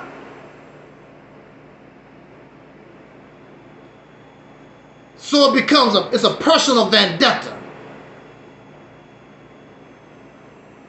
I don't want you to rise. I don't want you to do well.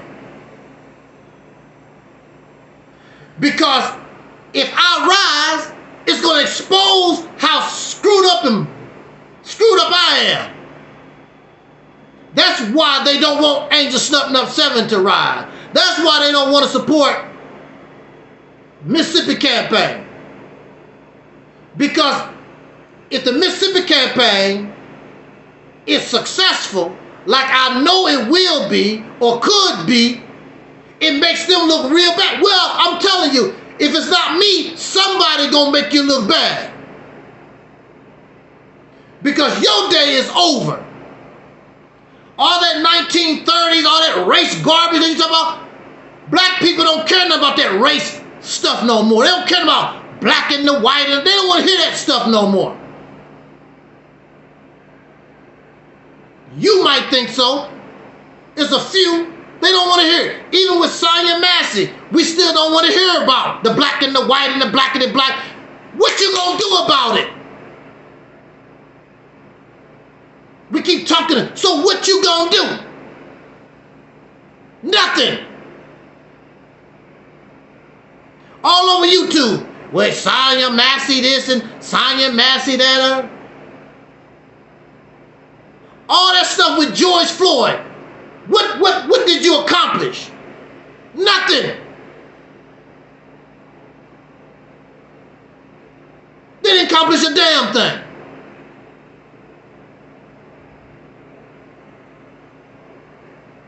They scared of the black man. Scared of you for what? Nobody's scared of you. These people have drones. They have supersonic jets. They got tanks. What the hell they scared of you for? Ain't nobody scared of you. That's the lie you done told yourself. And you keep talking about God gonna do. When your God gonna show up? And these people not scared of God. They're not scared of aliens. Didn't you see Independence Day? When all those spaceships come out the sky, these folks went to war with the aliens. So if God came out the sky, you think they're gonna be scared of God? What the hell? What's up? Check out. Right here in Missouri, especially with these Republicans, every other commercial, these white people, even the white women, got guns. Ta ta ta ta. I take care of business. Pa-pow, pa-pow. That's how they think. They scared of you. These folks are armed. Our people twerking and getting drunk and watching a lot of YouTube videos. They taking their children out into the forest. They blowing up stuff, teaching them how to hunt and trap, all kinds of stuff like that. That's what like how to survive. Our children twerking. And you making these old fake ass family videos. I love my family. Then next week you hate each other. That's what we do.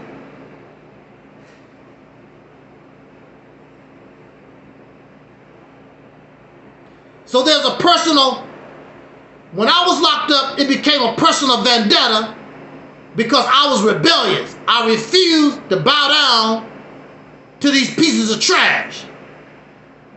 It had nothing to do with no mental illness because they knew I didn't have no damn mental illness. No, Negro, you supposed to bow down to me. I'm gonna teach you. They couldn't whoop me like they did Toby, but they did the best they could. They took my privileges away. They wouldn't let my family come and visit me.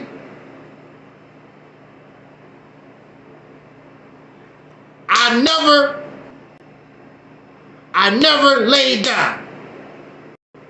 They couldn't break me. I told them I'd rather be dead than bow down to you. And when I said that, they showed me the cemetery where they was planning on burying me, which they don't use it no more, but you get the idea. Where you want to be buried at. And the black people, a lot of them, they was laughing and giggling.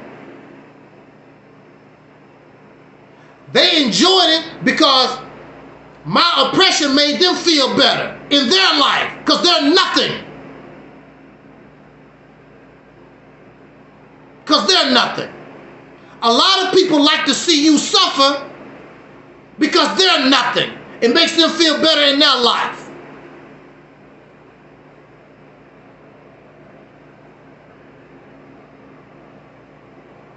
But took it. And I survived. So I know what I'm made of. I know what I would do. All these people talking and running their mouth, trying to be tough and bad. I know what I would do. I've been tested. I've been there. I remember when there was a false bomb threat at Taalik Nasheed's house. And the police came to his door. And you ought to see how he groveled. He didn't want to be, he didn't want no part of that kind of action. But see, when you're in the struggle, when you're real, that's what you're going to have to deal with. You make mockery of Dr. King, but you don't have to live knowing somebody want to blow your brains out like that. Malcolm X had to live knowing somebody want to blow his brains out. That's a stressful life. I lived under great stress for 10 years. But I refused to bow down. I tried to do it. I tried to do it. I tried to bow down. I tried to submit. I couldn't do it. I couldn't hold the line. That's why I was locked up for 10 years, because I refused to submit to the damn lie. Not because of mental illness. And I had to find a way to fight my way out, because God wasn't doing a damn thing for me.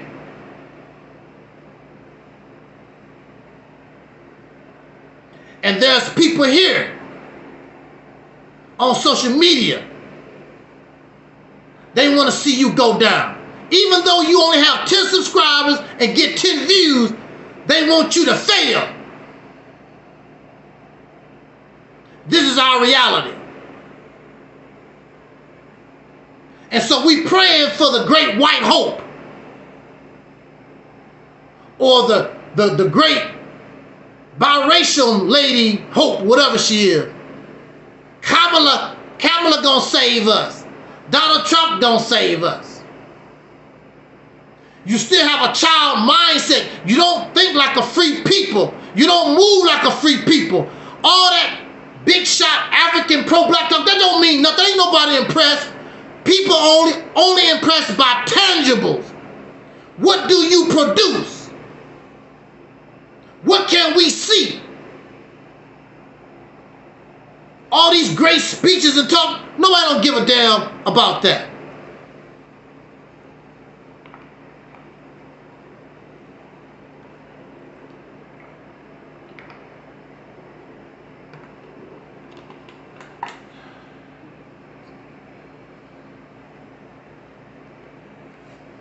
I'm ready to get out of here.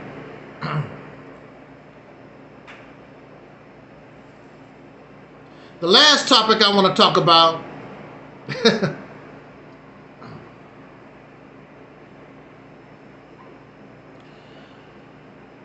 I want to talk about love.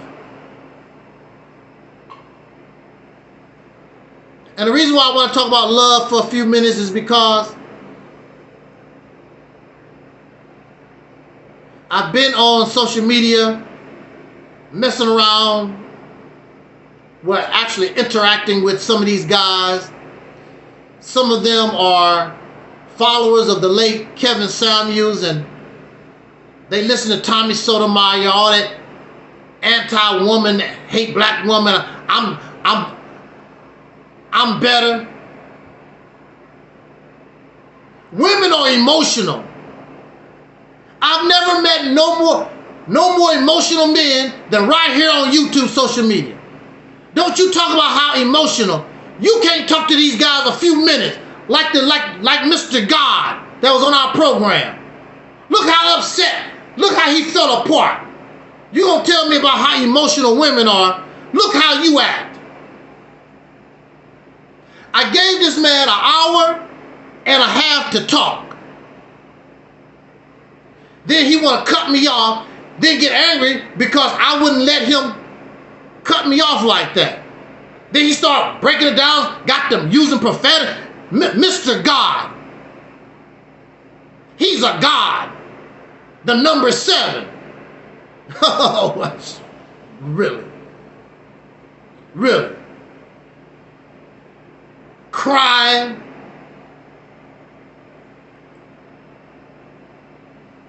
Shout out to our sister, Rashida Strober, world's first dark-skinned activist.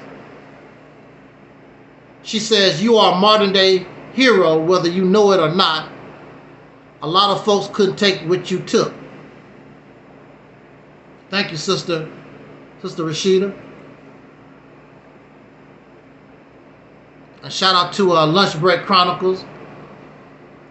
And shout out to our people listening to us on Facebook. Shout out to Brother Freddie. Brother Freddie Scott, Facebook. Shout out to our people on Facebook. Angel Snubbed Up 7 YouTube. And of course, Reality's Tip on Earth Internet Ministry here.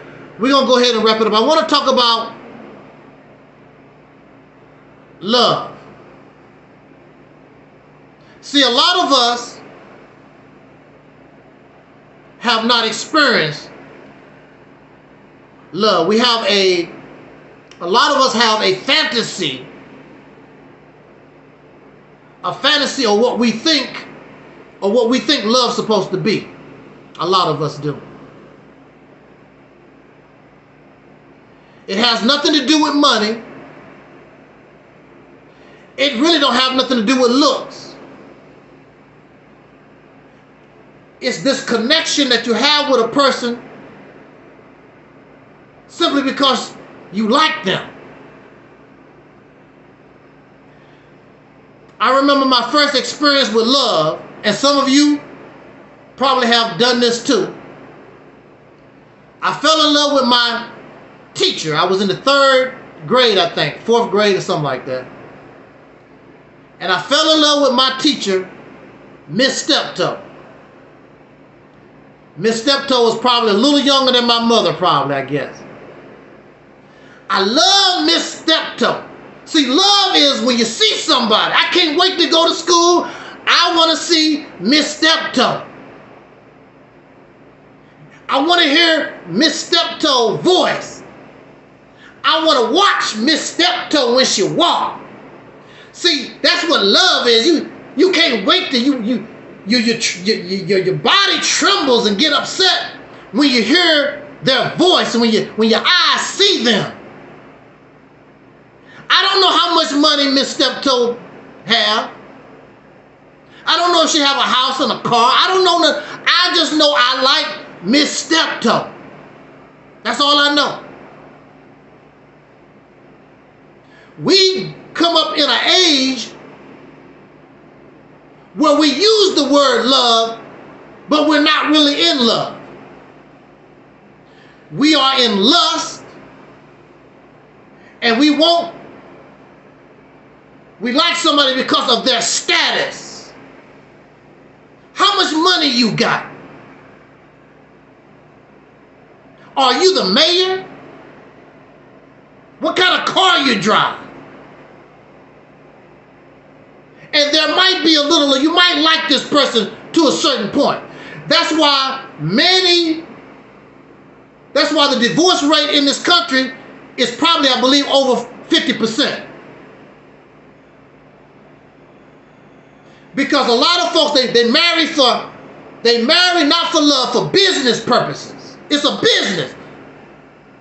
So if you marry for money, if you marry because she got a nice body, why are you expecting all this beautiful stuff? You cannot have your cake and eat it too.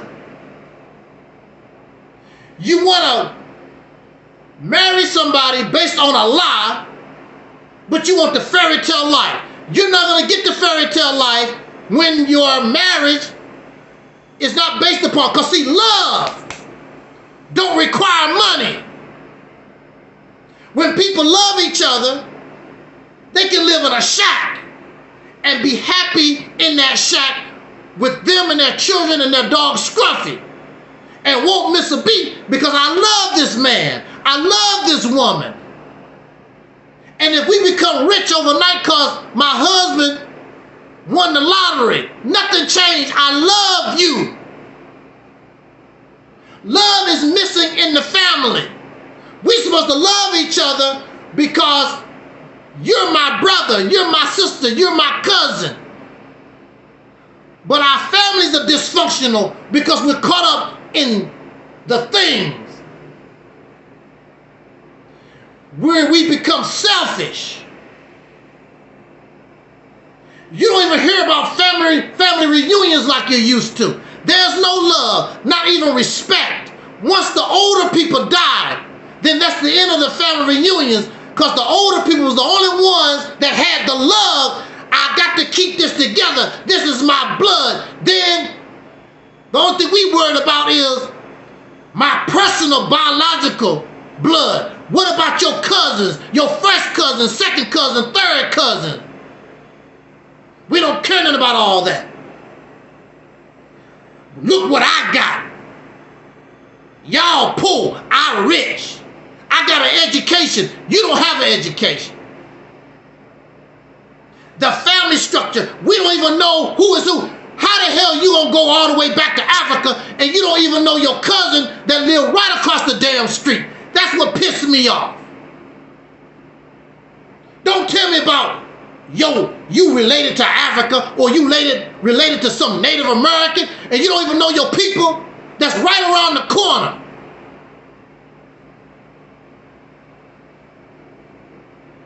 We don't have no love. We don't even have pretend love. So these guys on the Kevin Samuels and they listen to Tommy Sotomayor, these men don't teach you how to love. They don't tell you what love is. Because money is not a requirement to love. Love don't care whether you're rich or poor. Love don't care if you got one eye, one hand, that you can't talk. When you love somebody, you love them. I remember there was a dog before I got my own pet. I used to play with the neighbor's dog. I was in love with that dog. And I treated that dog just like that dog was my own. There was the neighbor's dog. And one day, the dog got hit by a car.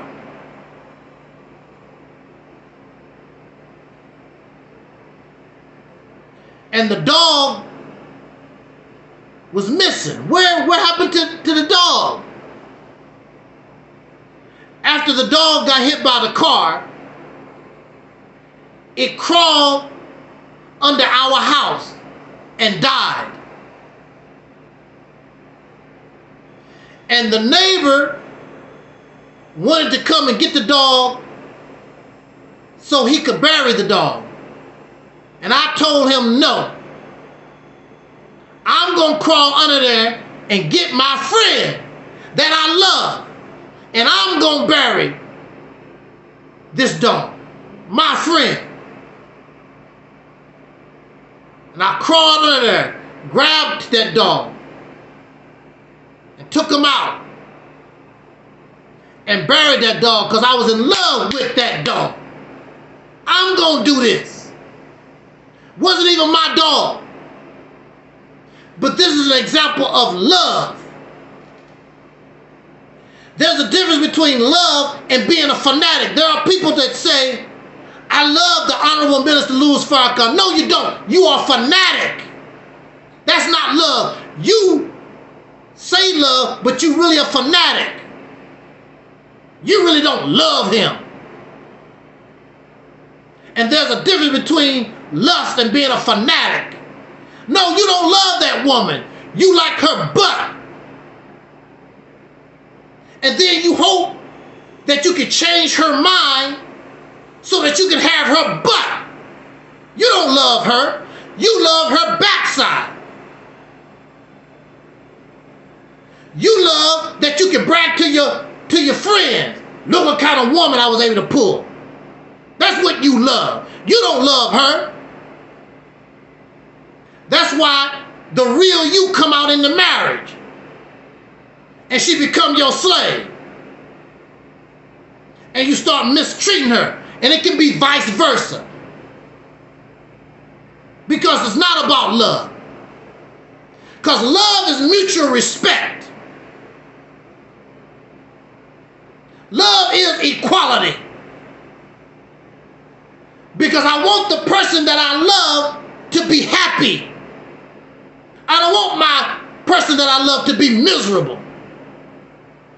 I want the person that I love, when they wake up in the morning, they can't wait to see me. When I get off from work and they hear my footsteps, woo, the person I love is home. Not because that's my slave, because that's the one I love. I'm going to cook you this food because I love you. I want you to have a decent meal. Because I love you. I go to work because I love my children. I love my wife. They don't owe me nothing. I'm doing this because of my love. I want them to have the things that they need. I don't need those things. As long as they have, I don't care about myself. This is what you do when you love.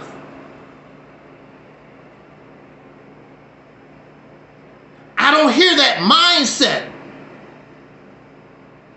from these men. These men have a slave. I'm a slave owner. And she's my slave.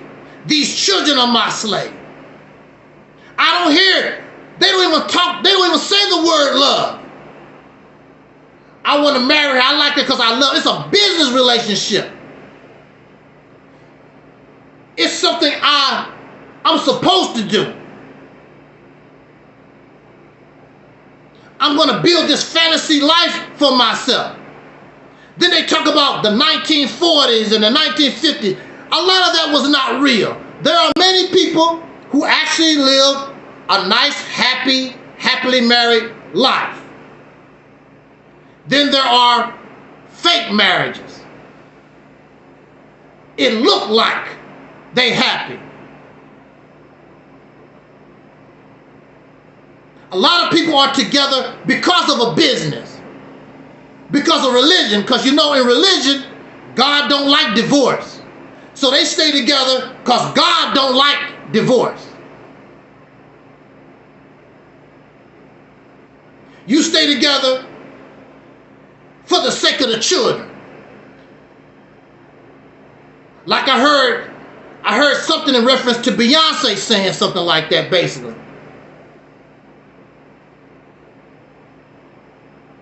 I got to do this, I got to stay with Jay-Z because for the sake of the children, because they can have a father in the house or whatever, but you miserable. And the children gonna see that you miserable. They're gonna see that it's not real. You're only fooling yourself. But there are people, I'm doing this for the sake of the children. Then when the children get a certain age, all of a sudden it's a divorce. When they wanted to divorce a long time ago, because the marriage never was real to begin with. You cannot make yourself love somebody. You cannot make somebody love you. If I meet this woman right here, I cannot make her love me.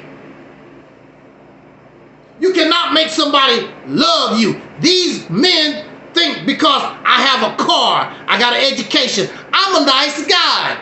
Oh, they supposed to just fall in love. That ain't how life works. Love is just a connection. It's just a feeling that you get. And you like somebody. You can't buy it. When you really love somebody. You think about them all the time. You look at their picture on your phone. You hear their voice and they're not even around. And you don't want to make them angry because you love. I want you to be happy. I want to be happy. There's a mutual respect. You're not my slave. But that's what these men want. They want a slave. You don't want a wife. You don't want a girlfriend. You want some kind of slave. And if you're a man and you really love your woman and your children, then you work. I don't give a damn if it's picking up cans. You don't lay down and let your woman take the burden for your children. You do what you gotta do. And I don't mean steal, because you're no good in jail or somebody put a bullet in your damn dome. They use that as an excuse. Well, I would have took care of my children, but I went to jail. No, you wanted to go to jail. Now you don't have to worry about those children. Because let's get real. A lot of men don't give a damn about children. Except the fact they want to brag about it. Because that's the only way you can feel like a man. Because you didn't take control of a state. You ain't did nothing to help black people in the last 50 years. You have no real accomplishments. So the only way you can feel like a man is, look at all these children I got. Because you done found some dumb, thirsty, desperate woman who probably is a drunk like you are, reefer smoker just like you are, that suffer low self-esteem like you are, and y'all made these babies for nothing. Knowing that you have nothing to provide can give these children. You can't teach them nothing, you can't do nothing for them. But the only way you can feel like a woman and the only way you can feel like a man, I gotta spit out some babies. Otherwise, I don't feel like a woman. I don't feel like a man. Has nothing to do with love. What's love got to do with it?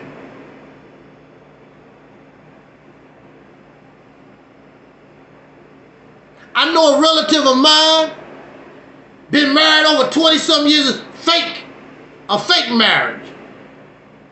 Soon as the children got 18, whatever, 17, divorce. It was a fake marriage to begin with.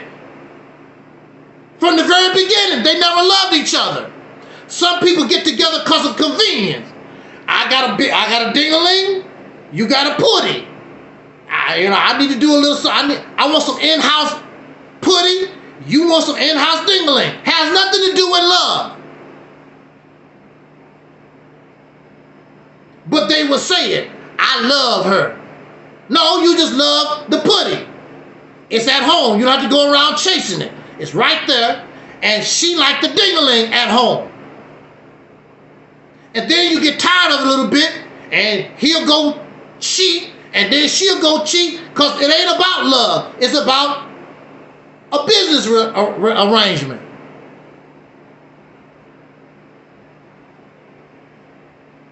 None of these relationships that you got are going to end well when they're not real to begin with.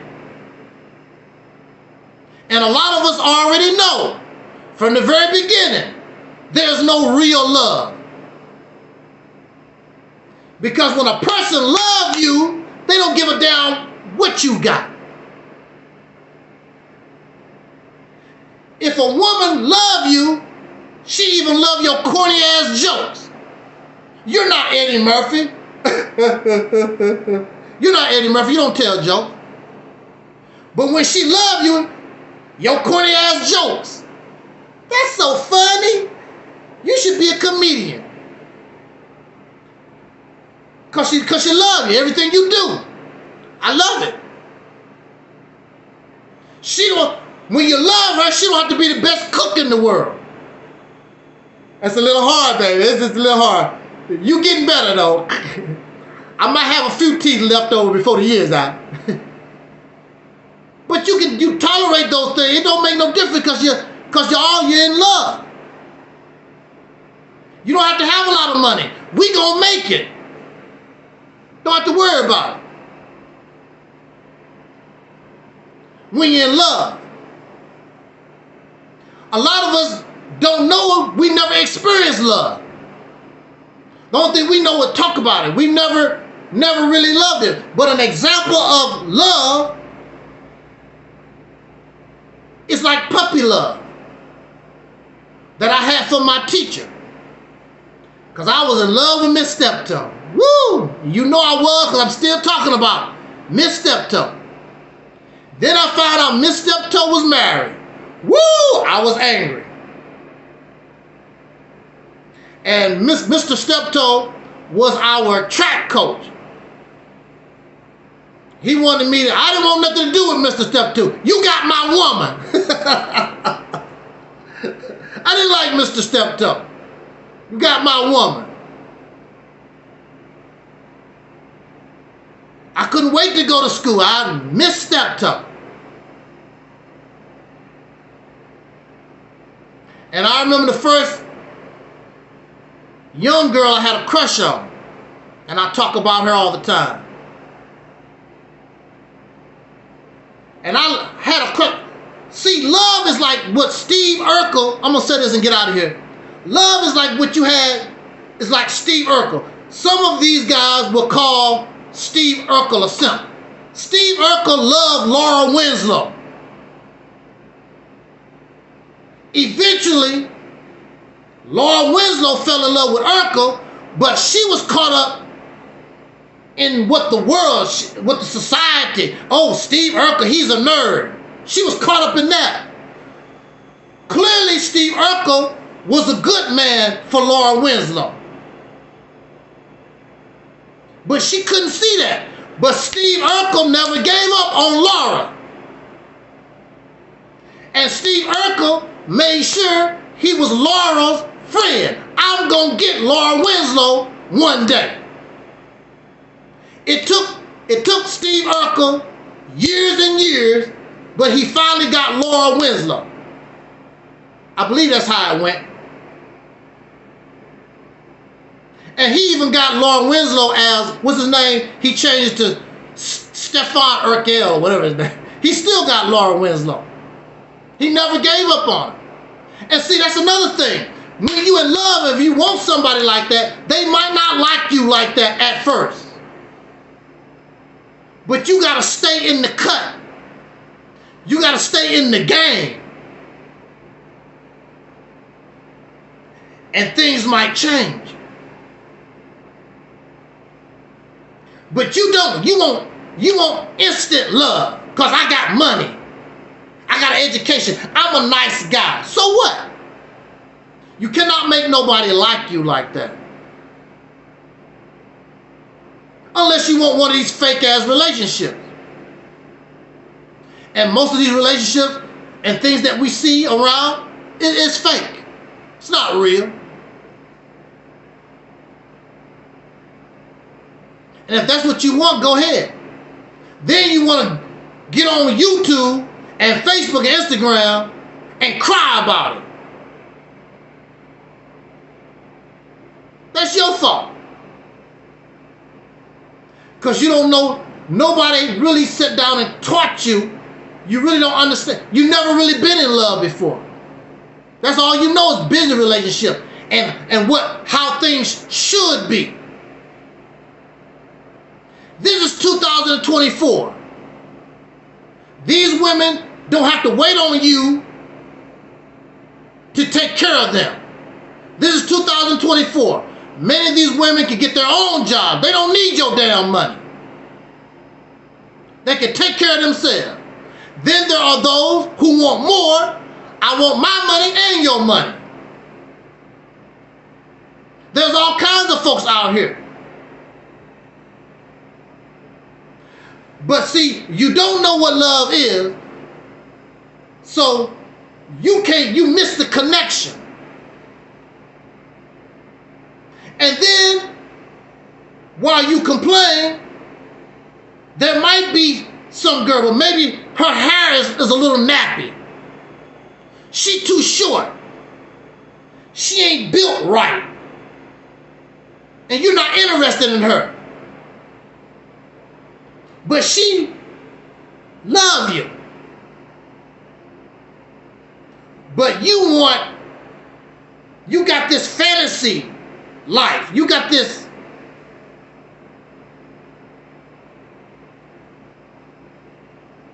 So you put yourself in a position for this fake love relationship, and you expect it to be all holy and righteous,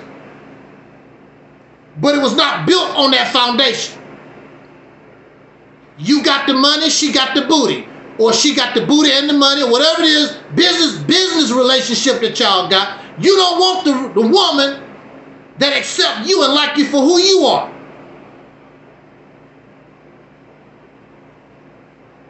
I'm going to say this and we're going to get out of here. There was an episode.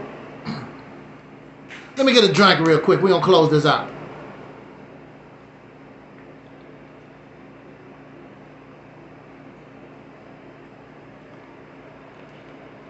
There was an episode of Good Times.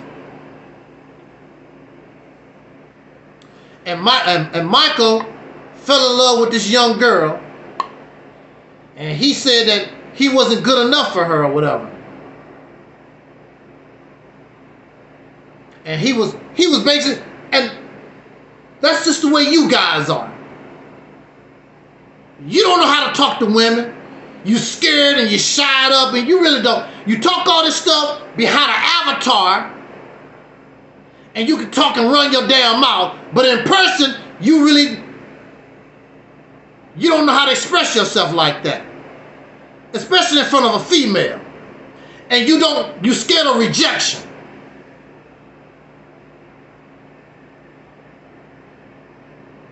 That's life.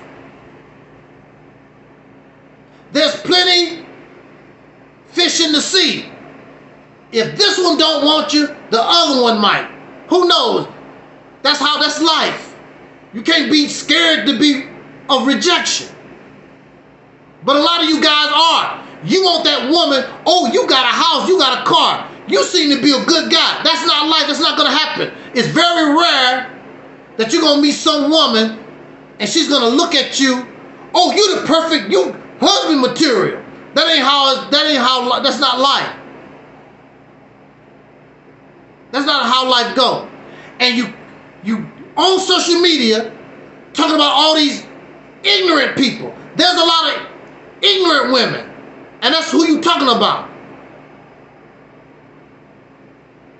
If you don't want to deal with them, why are you talking about them?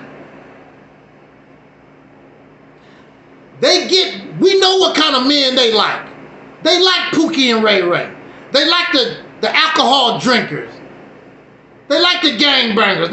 Some women like that kind of stuff. So you have to know how to. It's like going fishing. It's according to what kind of fish that you're trying to get. You got to put on the proper bait. See, these are the things that Kevin Samuels, Tommy Sotomayor, the Black Authority, whatever, all these hoodlums, they're not telling these guys. Sometimes you got to change in order to get what you want. Like you do on your job. A lot of you know you on your job is much different than when you get home. You're a different person when you get home. When you're on your job, you're a different person. And then when you go home, you can be who you really are. You got to be able to change. But there was this episode with Michael Evans and JJ. Michael was shy. He didn't know how to talk to the girl. And actually the girl was putting herself in a position so he could, like we said in the hood, put that Mac on him. Woo! Do you know, if I ever get a chance, woo! The Mac is on. Woo! I would have to show you, boy, you can't. Y'all y'all don't know. See, these guys don't. You're crying and you're whining. Woo! You got to know how to get your Mac on. So the young girl come over to, some of you have seen this episode. The young girl comes over to Michael, the Evans house. Michael shy. But JJ is just being who he is. And she talking about, I want to leave. And JJ was like, no, you don't need to go nowhere. And he just slowly, smoothly took the girl's coat off. She said, that's cool. And JJ said, of course. They were just smooth. And she didn't say nothing about it. She was ready to leave. Until JJ was being JJ. Just being who he was. And the young girl, like JJ, was lively. JJ was just being JJ. Michael was like scared to death. She's like, he's scared to death. What you scared of? I'm hot cool. So the young girl started, liking JJ because of his personality. Because of his personality. And see, the young girl, what Michael didn't understand was, if the young girl liked you, it don't make no difference how you act, what you say. She liked you. Just be yourself. You don't have to be JJ. So Michael, because the young girl was liking JJ, Michael punched JJ in the stomach. You remember that episode? Because JJ was being just JJ. But Florida had to tell Michael, look how you was acting. All scary, all cold. So she was attracted to JJ because JJ was just being himself and he was lively. Entertaining. Women like being entertained. Women like to laugh. There's nothing to laugh at. You go to these sites with these guys, they all angry, frustrated, all upset. I wouldn't want to be around you either.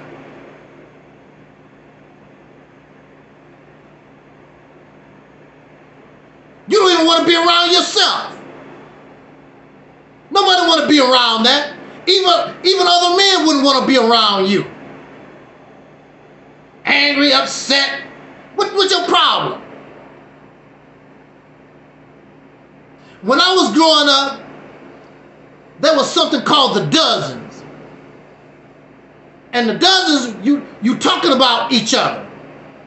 But, in a funny way. We talk about each other. It's a way of having fun. We call it joning. The dozens are joning. Joning each other. Getting up. We get together. Even now, we just make little jokes or whatever. Make people like to laugh with each other, have a good time with one another. Y'all act like robots. You act like you're not alive.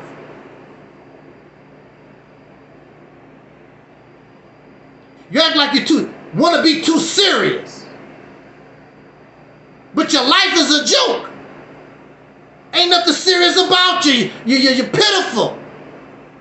Open your mouth. Bring some life into yourself.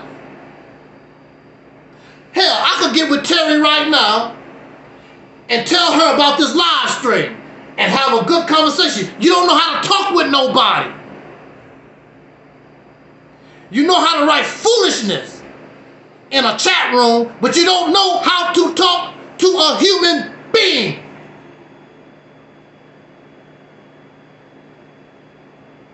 There's a difference in writing some garbage in a chat room and talking to a living human being.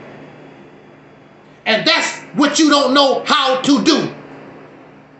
You know how to make demands and tell people what you want, but you don't know how to talk to nobody. So Florida told Michael she liked JJ because JJ was lively. JJ was just being himself. You all cold and scary. And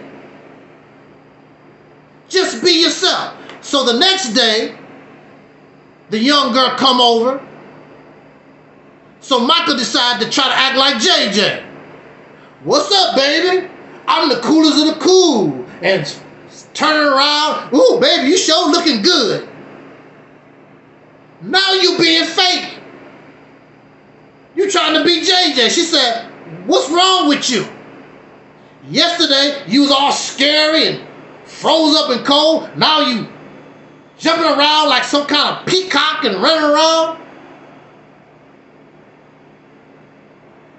She said, why don't you be yourself? And yourself is probably a really cool person. So it seems as though the young girl liked Michael anyway. But Michael didn't know what to do with her. Y'all don't know what to do.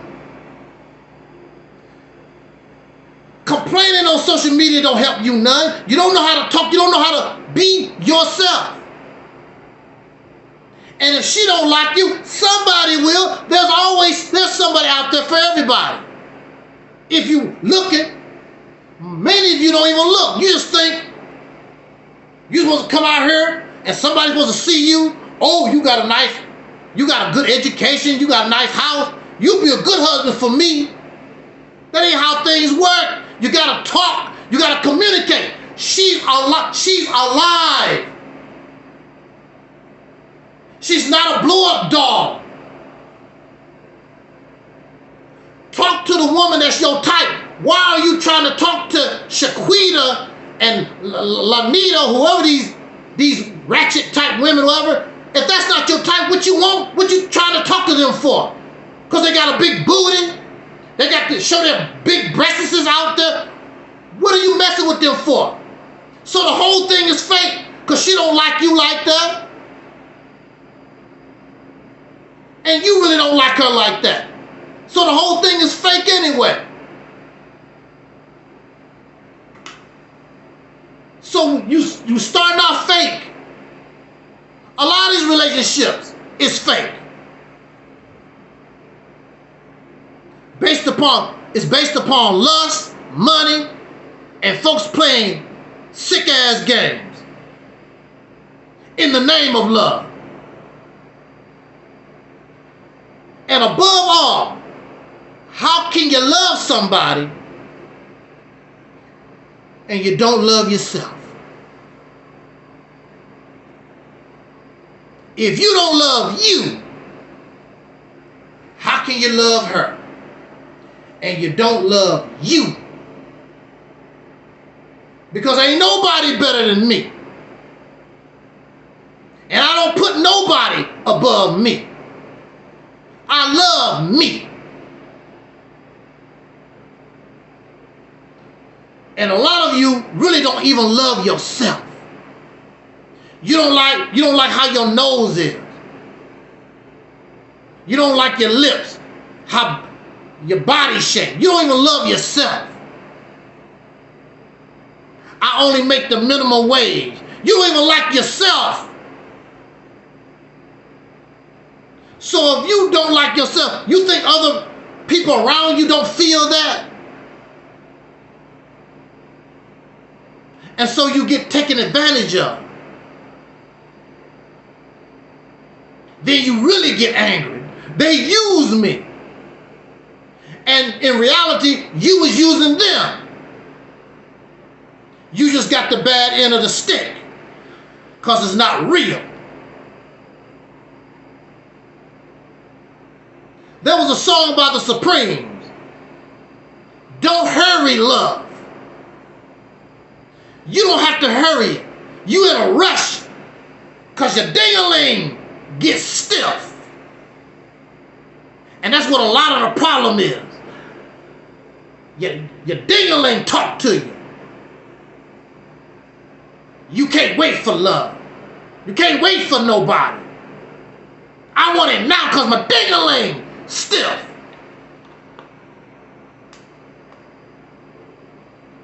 And then when you get caught up in the situation that your ding-a-ling put you in. You want to blame everybody except yourself.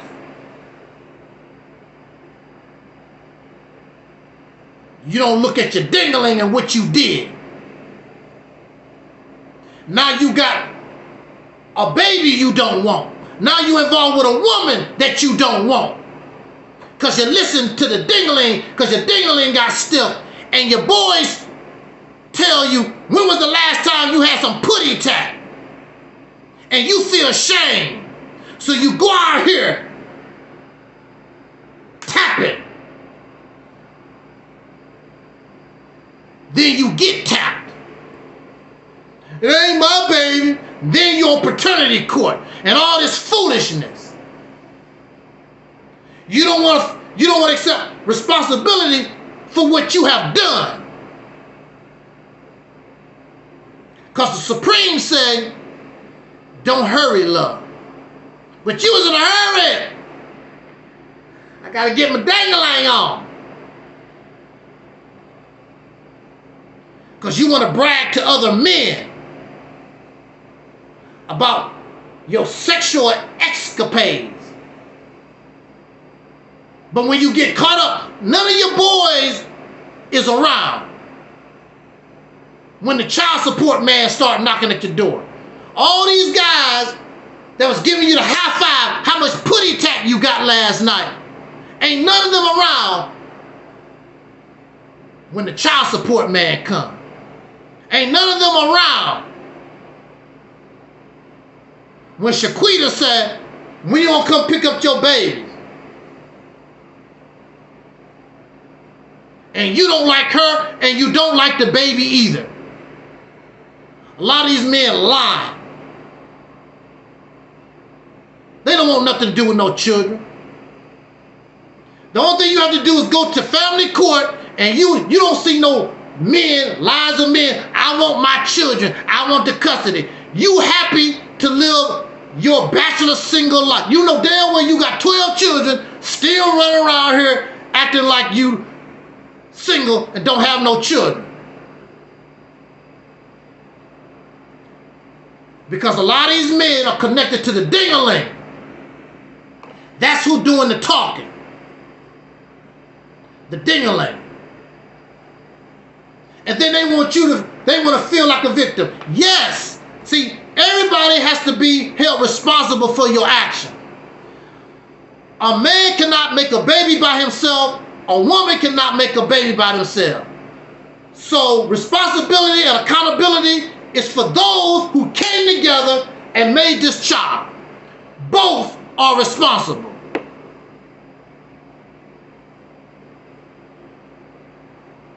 If you don't want a child, this is 2024.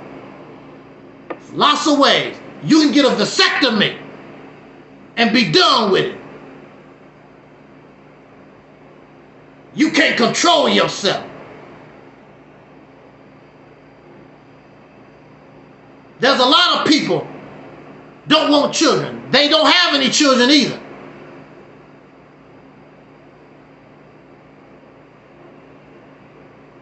What is it? You make your bed, you lie in it. You knew that woman, what she was about, but you had to satisfy your ding-a-ling.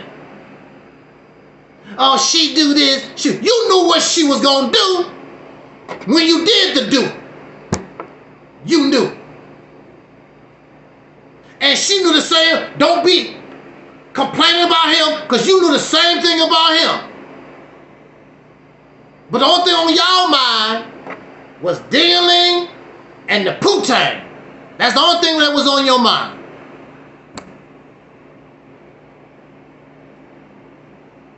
So my advice to these guys, instead of complaining and whining and all this crying, I'm going to get the statistics and talk about people behaving. All of us are guilty of these behaviors. Ain't nobody better than nobody. Because we're all guilty. America promotes promiscuity, fornication, and adultery. It promotes that in the movies, in the music. It calls women the B words and the H words, and it encourages irresponsible behavior. So what the hell you expect? So that means you gotta be better so that you don't fall into the trap. Don't hurry love. And when you're looking for love, understand what love is. Remember puppy love that you had from Miss Steptoe. That's the way you should feel for this woman. The same way that you felt for Miss Steptoe, you should feel for this woman. If you don't feel that, she's not the right one. Some of you have not even had puppy love. Woo! Haven't even had puppy love. The only thing you ever had was this idea of what it's supposed to be. The only thing you know about is you call lust. Talking to your ding-a-ling. You call that love.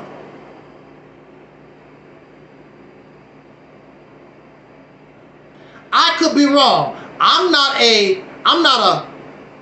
a relationship expert like Kevin Samuels. I don't know women like Tommy Sotomayor or the Black Authority and all these guys that you listen to. And look at their life. Look at them. What kind of relationship Tommy Sotomayor had? What kind of relationship Kevin Samuels had? Look at these people. They can't even do nothing for themselves, but they out here telling you the women this and the women that, and you listen to this because you scary like Micah instead of being yourself. Love yourself. Open up. Learn how to bring life to yourself. Raise yourself from the dead. Learn how to talk. And you'll see things change. Be real with yourself. And don't be in a damn hurry because your ding-a-ling busting your zipper open. That's only going to lead to trouble. And crying on the internet is not going to stop child support. Crying on the internet is not going to stop those children. They need shoes. They need diapers. They need college tuition. That's not going to change nothing that coming on YouTube crying about women do this, women do that. But if you did not do that, there would be no crying because you would have no children. Let Felicia go on about her business and you go on about yours. But when you bring children to the world, you are connected to her. And you done that. And she done that. And in extreme cases, people end up getting murdered in extreme cases. And we don't want that for you. See, misery loves company. And so all the miserable guys go to these groups because they done had bad relationships or they don't have no relationship at all and they all get together and the women do this. It's so embarrassing. Because I'm a nerd myself. Steve Urkel is a nerd. But Steve talk. And Steve just kept being who Steve was.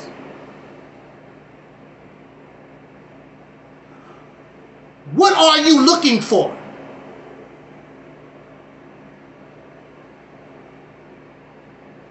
Don't hurry love. Because if you do, keep listening to ding-a-ling,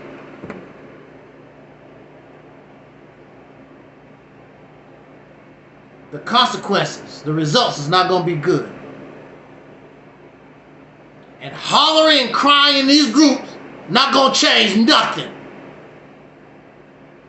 Except make you more sick. More prone to be one of these suckers that go out here and try to kill somebody. Which some of them actually have. Yes, they have. White and black men have done it. So one thing I'm telling you, take your time, love yourself first, and then open your mouth. Be lively. Learn how to talk with her. And if she's giving the wrong vibe, go somewhere else. Don't get angry. She don't like me. So what? Go to the next one. Why don't you give the woman that you really don't like, give her a chance. No, she don't have the shape. No, she don't have the big boobs you want. But she might be the one that really love you till death do you part. On that note, let's get out of here. Thank you for listening. I want to say this. I'm probably the only one who say this. I could be wrong. I could be in error. Everything that I said in the last 2 some hours, I could be wrong. I could be off base, whatever. I'm willing to listen. If you make sense, you gotta make sense. If it sounds logical or whatever, I can get with that. Don't bring me nonsense. I can't get with fantasy and fictions and stuff that don't make any sense. I can't do that no more. But I could be in error. And if I'm in error and I refuse to accept right, please forgive me. Maybe I might learn, because I want to be right. I want to walk the best walk I can walk. That's where I am in my life at this time. I want to do the best. I want to win. I don't want a fake win. I want to win for real. I don't want to give no big, pretty speeches. How beautiful and how bad I know. I want to bring you tangibles. That's why I say, whoever will listen, present to them our vision, what we call Operation Exodus Mississippi Campaign. Let them hear that proposal so they can decide. People cannot make a decision on something they don't know nothing about. Once we tell them, it's out of our hands. But they can't say, we didn't know. And I can guarantee you, there's nothing that can come close to Operation Exodus Mississippi Campaign. Is it perfect? No. You can make it perfect. You can make it work. But I know that this foundation and this strategy is how we need to go. I know that.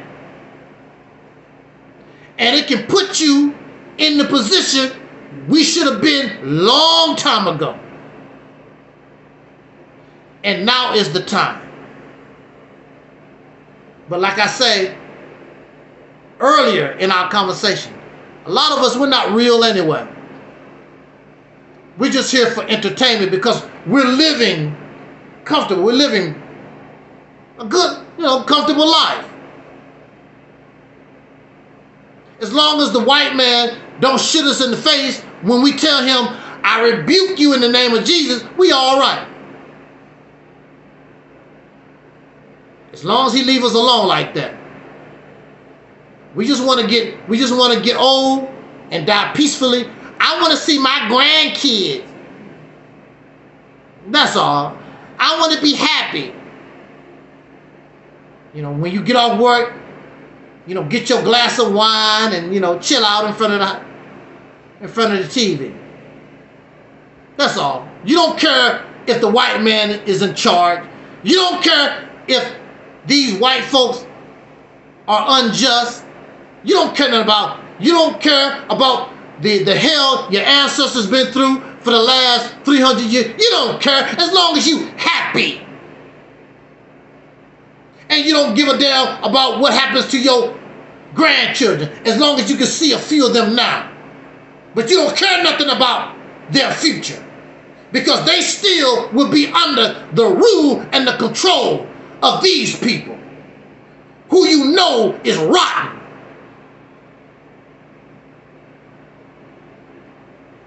You don't love nobody, not even yourself.